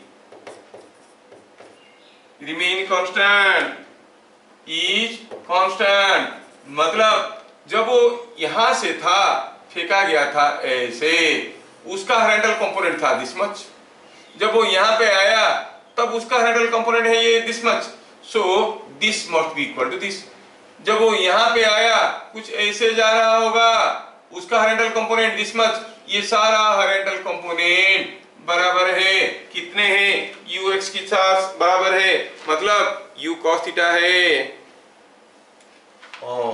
तो ये बात अगर है तो हम कहेंगे कि हॉरिजॉन्टल कंपोनेंट बराबर है। तो सोचो कि व्हेन इट इज फ्लाइंग हम क्या निकालना चाहते हैं, इंस्टेंटेनियस वेलोसिटी, कब, व्हेन इट फ्लाइज,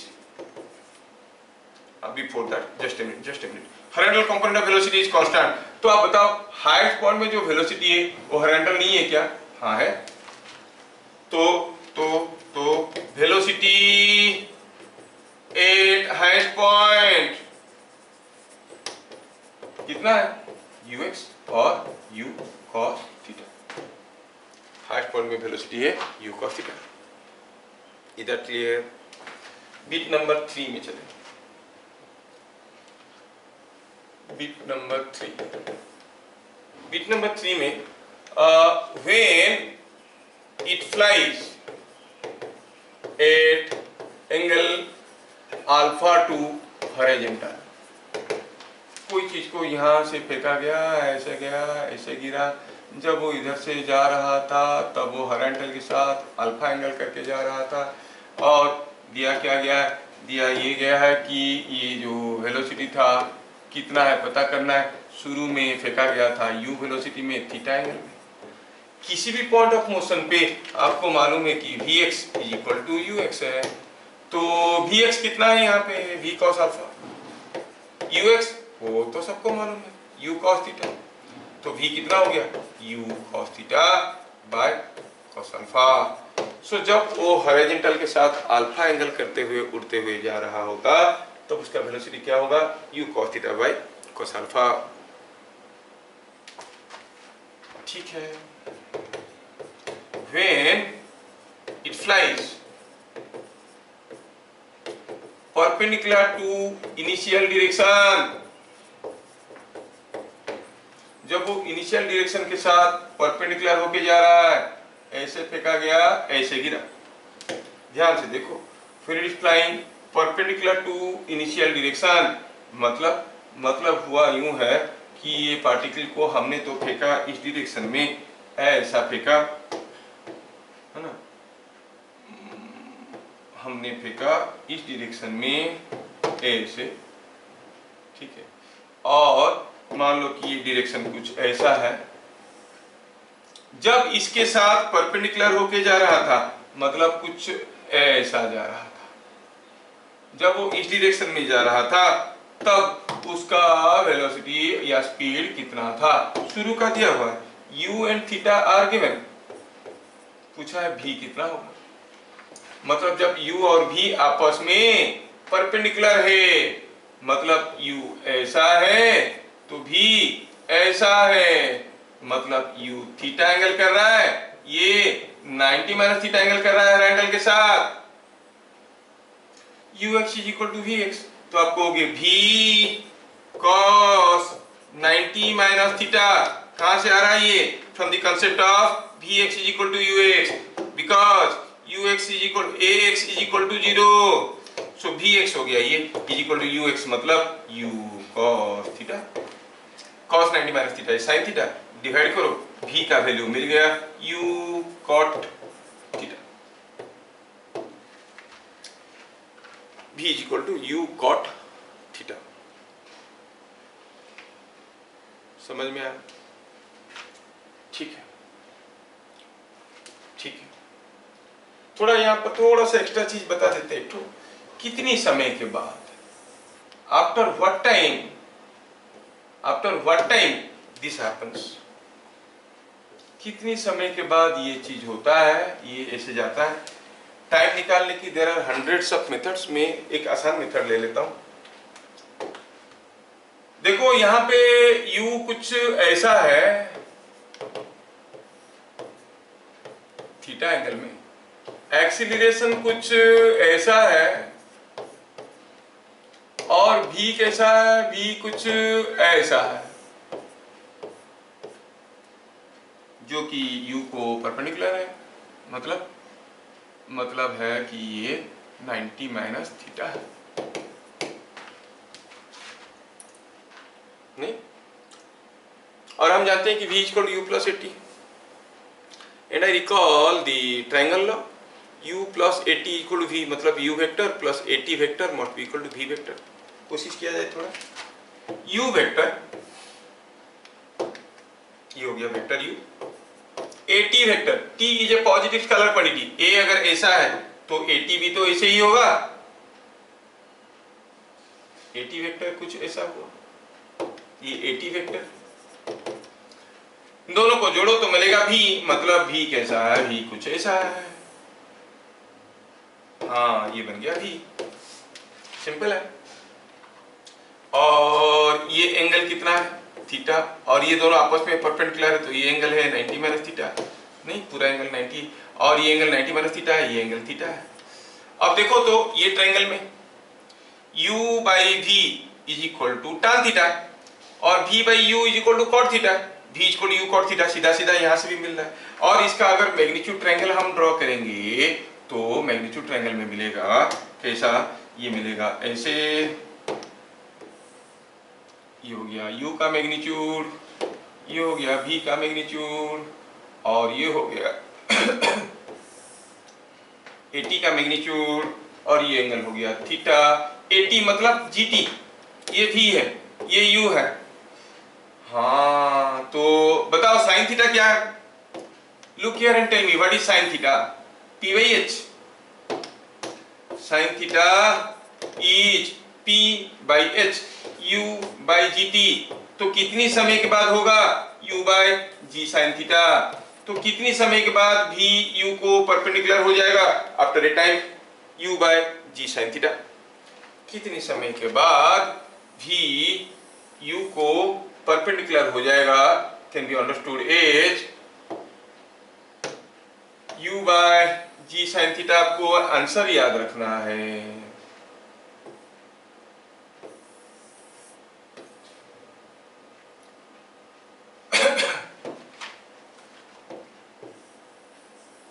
समझ में आया? v is perpendicular to u after t is equal to u by g sin theta. कभी कभार पूछ दिया, आंसर याद रखो। आपको तो कोई प्रूफ करने के लिए बोलेगा नहीं, मैं बता दिया हूं यहाँ पे, फिर भी तो कोई पूछेगा नहीं।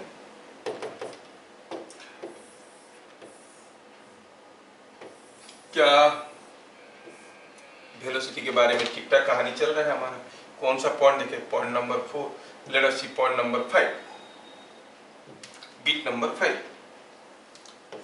I want to know the velocity at any height h।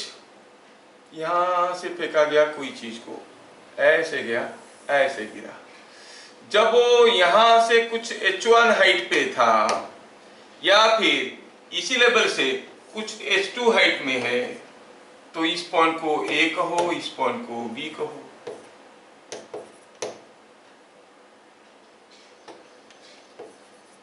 मतलब जब वो h1 हाइट में है या फिर h2 डेप्थ में है, कहां से? From the point of projection, तब उसका वेलोसिटी पता करना है। डाटा क्या दिया है? डाटा दिया है u एंड थीटा, बस, और कुछ नहीं, कुछ भी नहीं। और g तो सबको मालूम है, इतना मालूम है कि हम लोग हर जगह यूज करते हैं। पार्ले को भी पार्ले जी बोलते हैं कि नहीं? जी सबको मालूम है, और उसका वैल्यू होता है 9.8, लेते हम लोग 10 है, ठीक है। तो याद रहे, by energy equations, the kinetic energy here and potential energy here sums up to be the kinetic energy here at A and kinetic potential energy at B at A. यहाँ का काइनेटिक एनर्जी पोटेंशियल एनर्जी जोड़ोगे तो यहाँ का kinetic energy potential energy के साथ बराबर होगा, यहाँ का काइनेटिक एनर्जी पोटेंशियल एनर्जी के साथ बराबर होगा। कर सकते हो। मैं बस बताना चाहता हूँ कि जब h1 हाइट में है तो वेलोसिटी हो जाएगा u स्क्वायर माइनस 2gh1 का रूट ओवर। जब h2 डेप्थ में है तो वेलोसिटी हो जाएगा u square plus 2gh2 root over. ये याद रखना है। लेवल से ऊपर है तो वेलोसिटी कम रहेगा, माइनस 2gh1 कर लेना, नीचे है तो इट इज 2gh2 कर लेना, velocity has to be same. क्या बात समझ में आ रहा है? Yes, sir. Bit number 6, change in velocity. अब ये चेंज इन वेलोसिटी जिसको आप डेल्टा भी कहोगे, वो चीज है क्या भाई? Acceleration is rate of change in time. इसका मतलब डेल्टा भी is nothing but acceleration into time. Acceleration in time is giving you change in velocity. Simple है।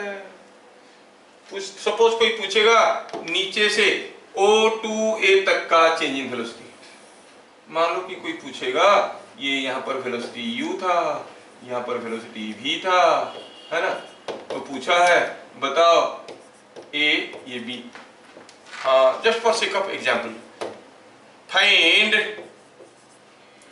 Final velocity vb minus va। और तो आप देख रहे हो कि ये v है, ये u है, डिफरेंस निकालना है। वेक्टर से वेक्टर डिफरेंस निकालने का तरीका है अपना अपना। ये वेक्टर क्या होगा? u cos theta i cap plus u sin theta j cap. ये वेक्टर हो जाएगा u cos theta i cap, क्योंकि हाईएस्ट पॉइंट में velocity u cos theta. Difference निकालो, u cos theta i cap minus ये क्या है? u cos theta i cap u sin theta j cap. तो cos थीटा वाला कैंसिल हो जाएगा, रहेगा minus of u sin theta, ठीक है। But you think this way, the change in velocity is acceleration minus g into time. यहां से यहां तक जाने का टाइम कितना है? टोटल टाइम है 2u sin theta by g, तो यहां तक होगा u sin theta by g, एक दूसरे को खा गए तो मिला minus u sin theta. Always prefer to find the change in velocity using the concept of acceleration multiplied by time. Product of acceleration and time gives you change in velocity. हाँ, provided it's a uniform acceleration motion. हाँ, ये तो uniform acceleration motion है। क्या मेरी बात समझ में आ रहा है? Change in velocity. Next is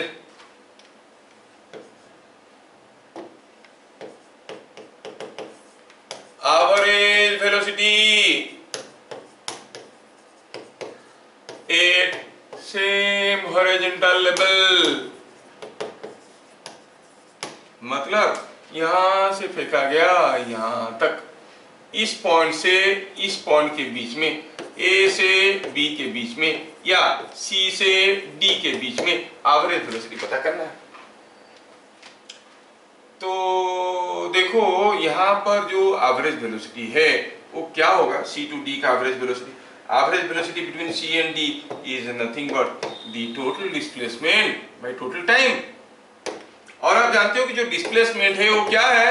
it is nothing but ux into t। t divide करो,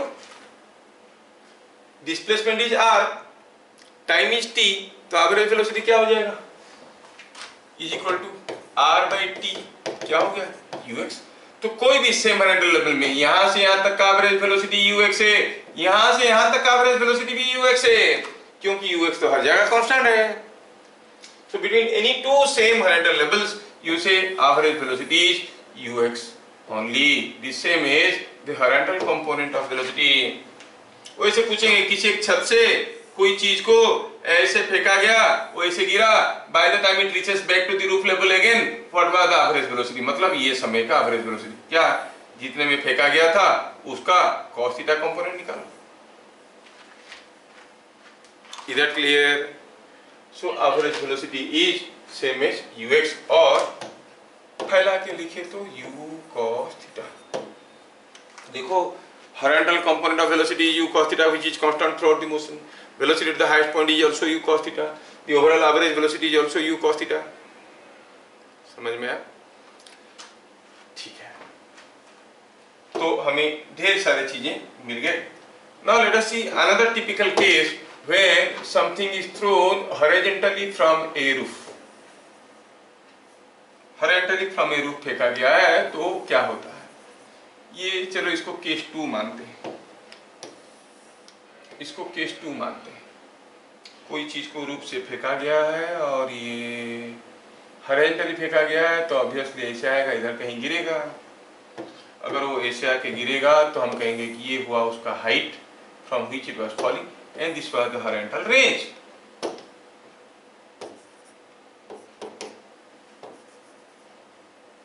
इस मोशन के बारे में हमें देखना है. ये कोई केस 2 मान लेते हैं. Particle projected horizontally, particle projected horizontally from a roof. पहले आप लोग बताओ, मैं तो अपना कन्वेंशनल एक्स और वाई एक्सिस हरदम ऐसे ही लेता हूं.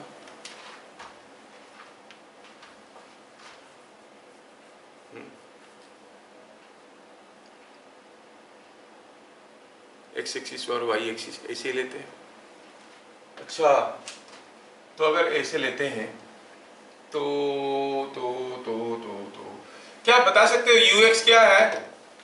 u का x कंपोनेंट, वो तो हॉरिजॉन्टली फेंका गया है u0 में, तो x डायरेक्शन में कितना वेलोसिटी हुआ? ux is same as u0, so ये u0 है. क्या आप ax बता सकते हो? अरे यार कितने बार बताएंगे कि एक ही फोर्स है mg और x के चलते जो एक्सीलरेशन है g, उसका हॉरिजॉन्टल कंपोनेंट हरदम 0 होता है. uy, u हॉरिजॉन्टल बोल चुके हैं तो y कंपोनेंट कितना होगा? कोई भी हॉरिजॉन्टल वेक्टर का वर्टिकल कंपोनेंट 0 होता है. ay, ये भी तो पहले से बोले माइनस जी. यस, ये मिल गया हमारी बात. क्या है? u0 एंड माइनस जीता, ओनली 2 पैरामीटर, बाकी 2 पैरामीटर 0 है. ux, uy, ax, ay मिल गया. अब बाकी की सारा चीज तो आप वैसे ही निकालोगे.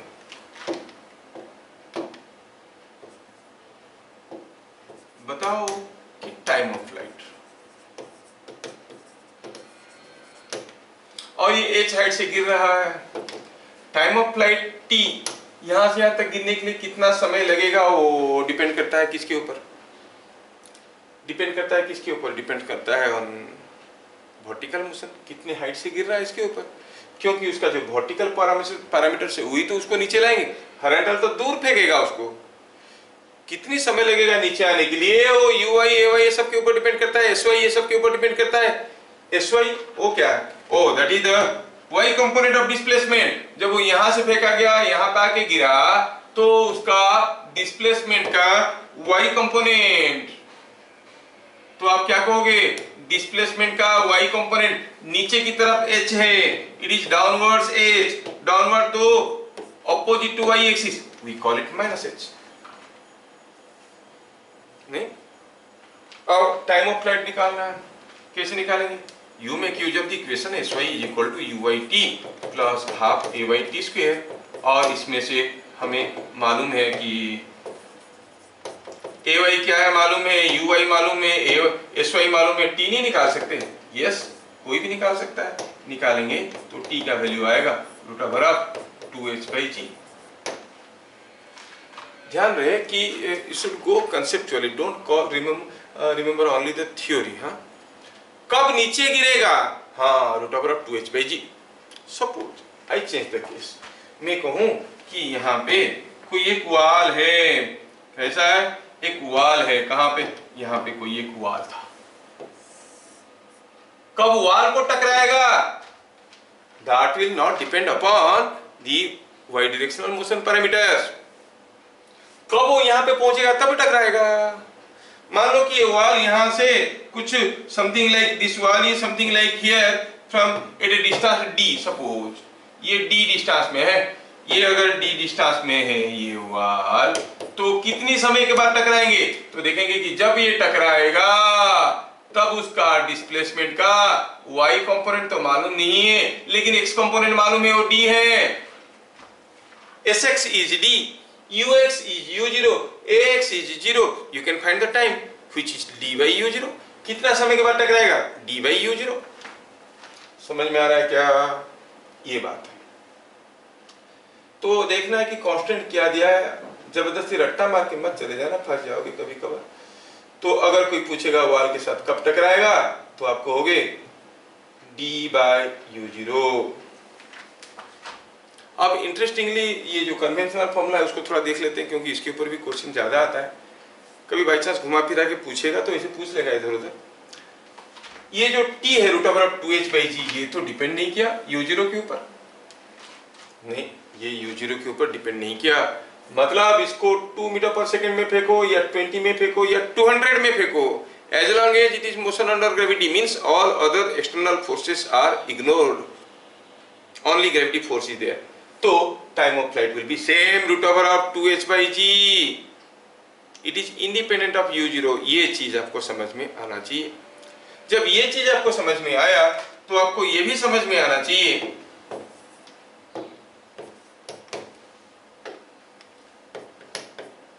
बी के हेडिंग में लिख रहे हैं, बी के हेडिंग में लिख रहे हैं T इज इंडिपेंडेंट ऑफ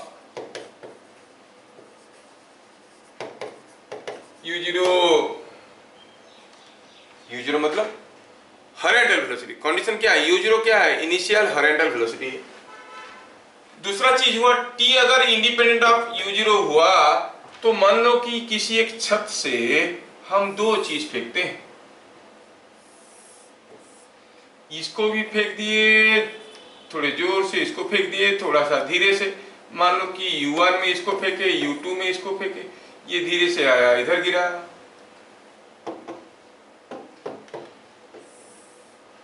और ये जो आपका क्या है u2, ये कुछ आया ऐसे गिरा।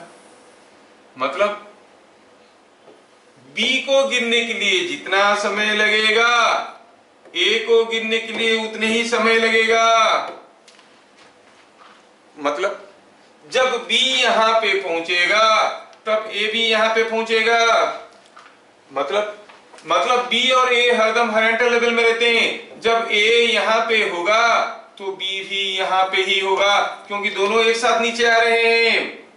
The line joining them is always horizontal। The line joining them is always horizontal। A और B को जोड़ता हुआ लाइन हरदम हॉरिजॉन्टल ही रहेगा। समझ में आ रहा है? It cannot be at any other angle। A और B को जोड़ता हुआ लाइन is always horizontal। मजेदार चीज तो यही है, दोनों एक साथ जमीन पे गिर रहे हैं का मतलब हुआ कि दोनों हरदम सेम हॉरिजॉन्टल लेवल में होंगे। क्योंकि आगे आगे मैं पूछने वाला हूं दोनों के बीच में डिस्टेंस क्या होगा, है ना? ठीक है, तो ये चीज हो गया। तो if two particles are thrown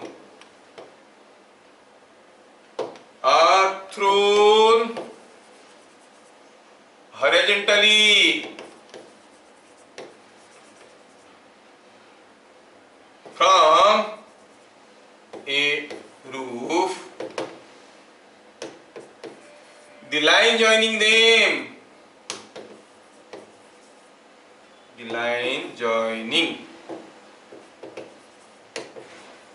the them is always horizontal. दोनों को जोड़ता हुआ लाइन हरदम हॉरिजॉन्टल ही होता है। दोनों एक साथ गिरते हैं जमीन पे। The line joining them is always horizontal.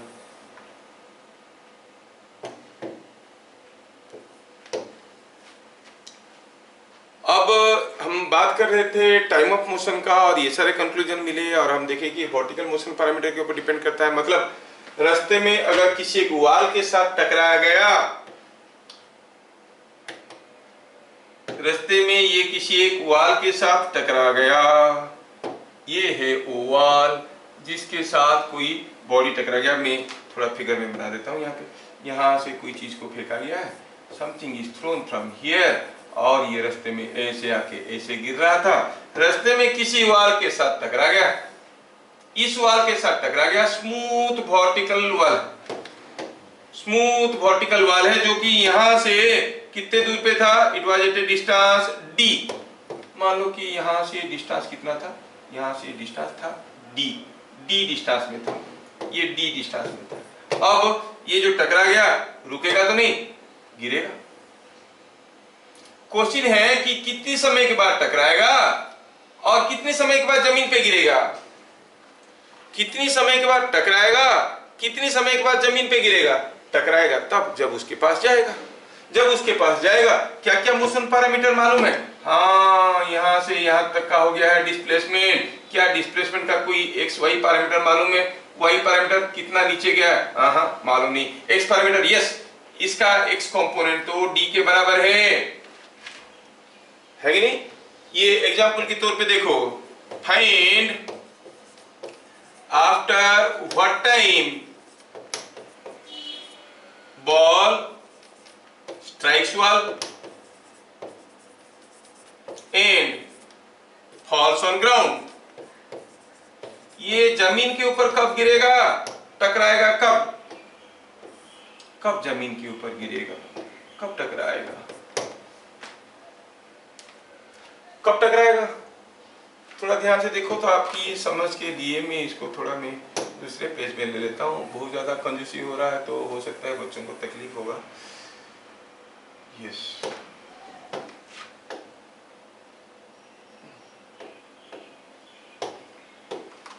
ये हो गई हमारा किस पूरा का पूरा बोर्ड पड़ा है आपके लिए लिखने के लिए। बस अब कितने समय के बाद टकराएगा इसको फेंके। चलो हम देखते हैं ए से बी तक का मोशन। ए से बी तक कब पहुंचेगा? ए टू बी मोशन में क्या कुछ मालूम है? जो जो मालूम है लिख लेते हैं। यू एक्स तो ऑलरेडी दिया गया है, यू वाई भी हमें मालूम है, ए एक्स तो 0 है, ए वाई है जी, ए वाई है -g, सब कुछ मालूम है। क्या मालूम नहीं है? Let us see what is not known to us. ठीक है, हमें क्या मालूम नहीं। और क्या मालूम है? एस का कोई कंपोनेंट, यस एस एक्स मालूम है, डी एस का ये कंपोनेंट, अगर ऐसे गिरा ऐसे डिस्प्लेसमेंट ऐसा है, उसका एक्स कंपोनेंट तो यही है ना, and that is D given. मालूम चल गया, सब कुछ मालूम चल गया। ठीक है, क्या निकालना था? कितनी समय के बाद पहुंचेगा? ए टू बी मोशन में कितनी समय लगेगा? क्या क्या चीजें मालूम है देखो तो किसके बीच में? मुझे टाइम चाहिए। हमें तो मालूम है कि वाई डायरेक्शन मोशन पैरामीटर्स के बीच में भी रिलेशन होता है, एक्स डायरेक्शनल मोशन पैरामीटर के बीच में भी रिलेशन होता है ना। जिसके साथ भी रिलेशन है और कुछ मिलेगा उसको खींच के ले आओ, है ना। अभी देख रहे हो कोई सीमा हैदर आया है, उसके साथ साथ जो जो लोग थे सबको खींच के ले रहे हैं, क्योंकि इक्वेशन बनाना है ना। अब देखो इधर इक्वेशन हम बनाएंगे तो किसके किसके बीच में रिलेशन मिलेगा? ये यू एक्स है, ए एक्स है, एस एक्स है, हाँ टी मिल सकता है। It is s x is equal to you x T plus half A x T square. S x क्या है? एस एक्स तो ऑलरेडी मालूम है, डी है। यू एक्स तो यू 0 है, टी पता करना है, ए एक्स 0 है तो क्या, तो क्या मिल गया? Time u d by u x और डी बाय यू 0। इतनी समय के बाद टकराएगा। will strike ground after time d by strike the wall after a time by u0। पूछा था कि ये बॉल कितनी समय के बाद वॉल के साथ टकराएगा। Find after what time ball strikes wall and falls on ground. जमीन पे गिरेगा कितना समय के बाद। वॉल को टकराएगा कब? At a time d by u0। A to b motion की बात चल रहा था। जमीन पे कब गिरेगा? अगर नहीं टकराता तो जमीन पे कब गिरता? Root over of 2h by G. टकराने से क्या होगा थोड़ा सोचेंगे, लेकिन उससे पहले ये सोचेंगे कि जो टाइम ऑफ फॉल था it was depending upon the vertical motion parameters. ये वर्टिकल मोशन पैरामीटर के ऊपर डिपेंड कर रहा था। और जब ये वॉल के साथ टकराया तो उसके ऊपर एक फोर्स आया, जो फोर्स हॉरिजॉन्टल था। अगर ये स्मूथ वर्टिकल वॉल है तो स्मूथ वर्टिकल वॉल, तो फोर्स भी हॉरिजॉन्टल डायरेक्शन में आएगा। ऐसा कोई force X directional motion parameter को अफेक्ट करेगा, वाई डायरेक्शनल मोशन पैरामीटर को अफेक्ट नहीं करेगा। और वाई डायरेक्शनल मोशन पैरामीटर को अफेक्ट नहीं करेगा तो time of flight will remain same. तो आप क्या कहोगे? Time of falling on ground और falling on ground is equal to, पहले जो था वही है, root over of 2h by ji.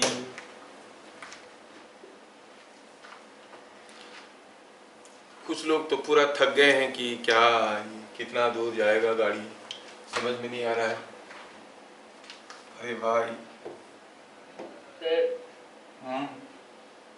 Sir वो हम लोग का नेक्स्ट क्लास कैंसिल हो गया है तो क्लास लंबा हो सकता है। पागल है क्या?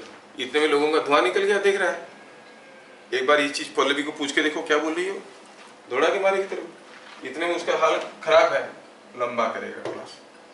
चलिए देखते हैं नेक्स्ट। इसमें हम देख लिए, क्या बताओ, देख लिए कि हम लोग व्हाट इज कमिंग। अरे यार ये देख लिए, हाँ। Now let us see what is horizontal range. ये हम लोग देख लिए, कौन सा केस 2 चल रहा था। ए देख लिए, बी देख लिए, रेंज देख लेंगे। हम बात कर रहे हैं अब रेंज का। अब यहां से कोई चीज को फेंका गया है और यहां से कोई चीज को फेंके तो इससे आके गिरा। पूछा है बताओ रेंज क्या है, और आप इतना स्मार्ट हो गए हो कि आप फटाफट अभी बता दोगे कि range is nothing but x component of the displacement.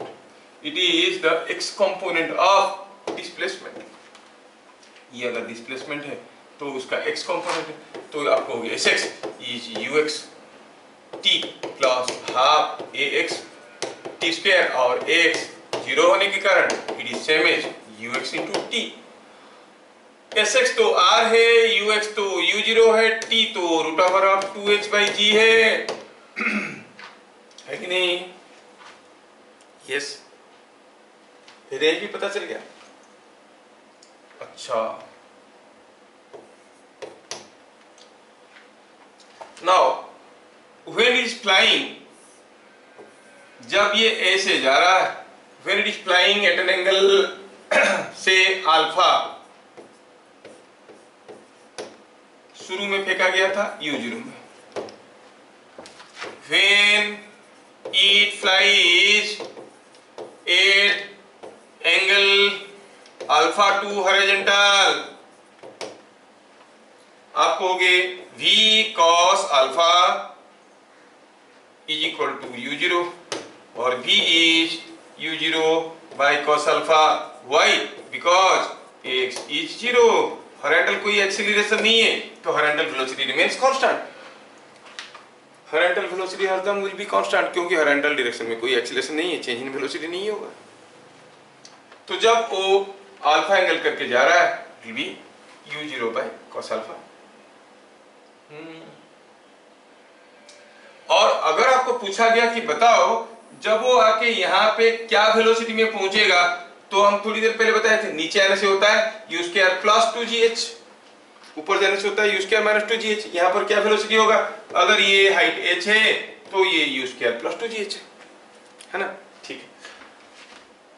Last but not the list,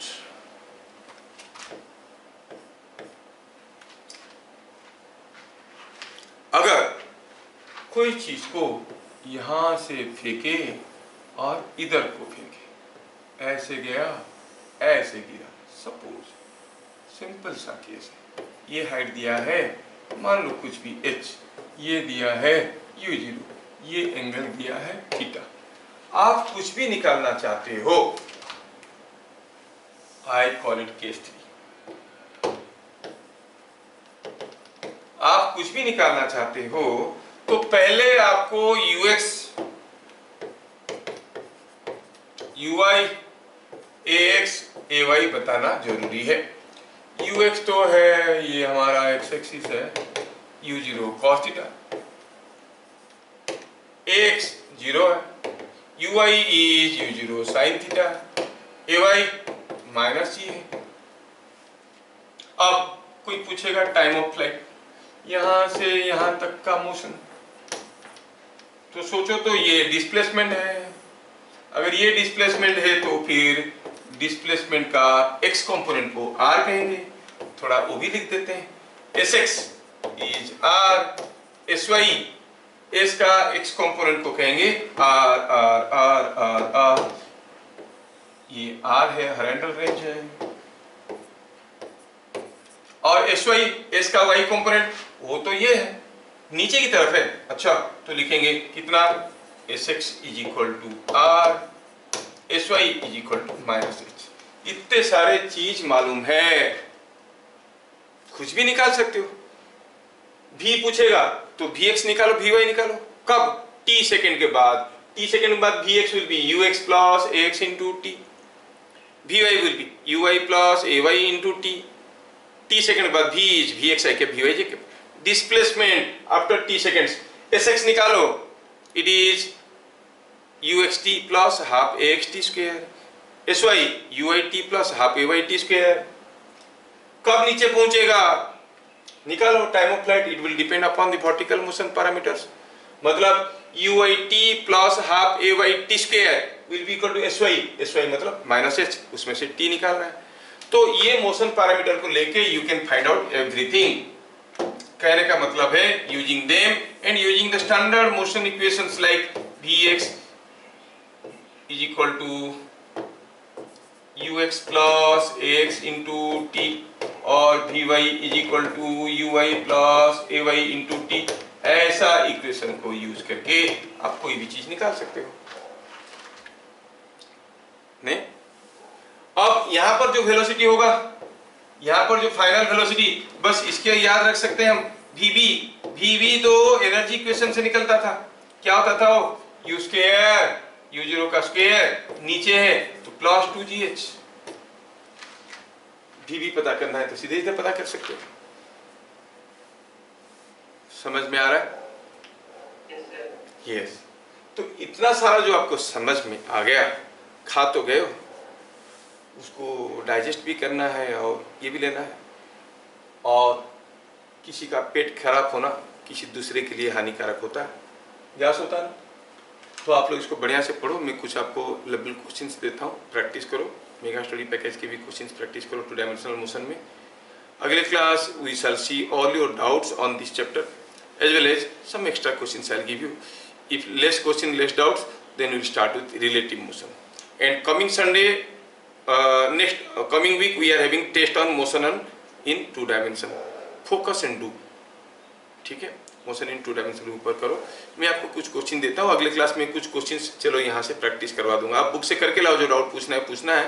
मैं क्वेश्चन आपको शेयर भी कर दूंगा और प्रैक्टिस भी कर देंगे हम लोग। ठीक है, चलिए फिर मिलते हैं अगले क्लास, तब तक के लिए जय हिंद।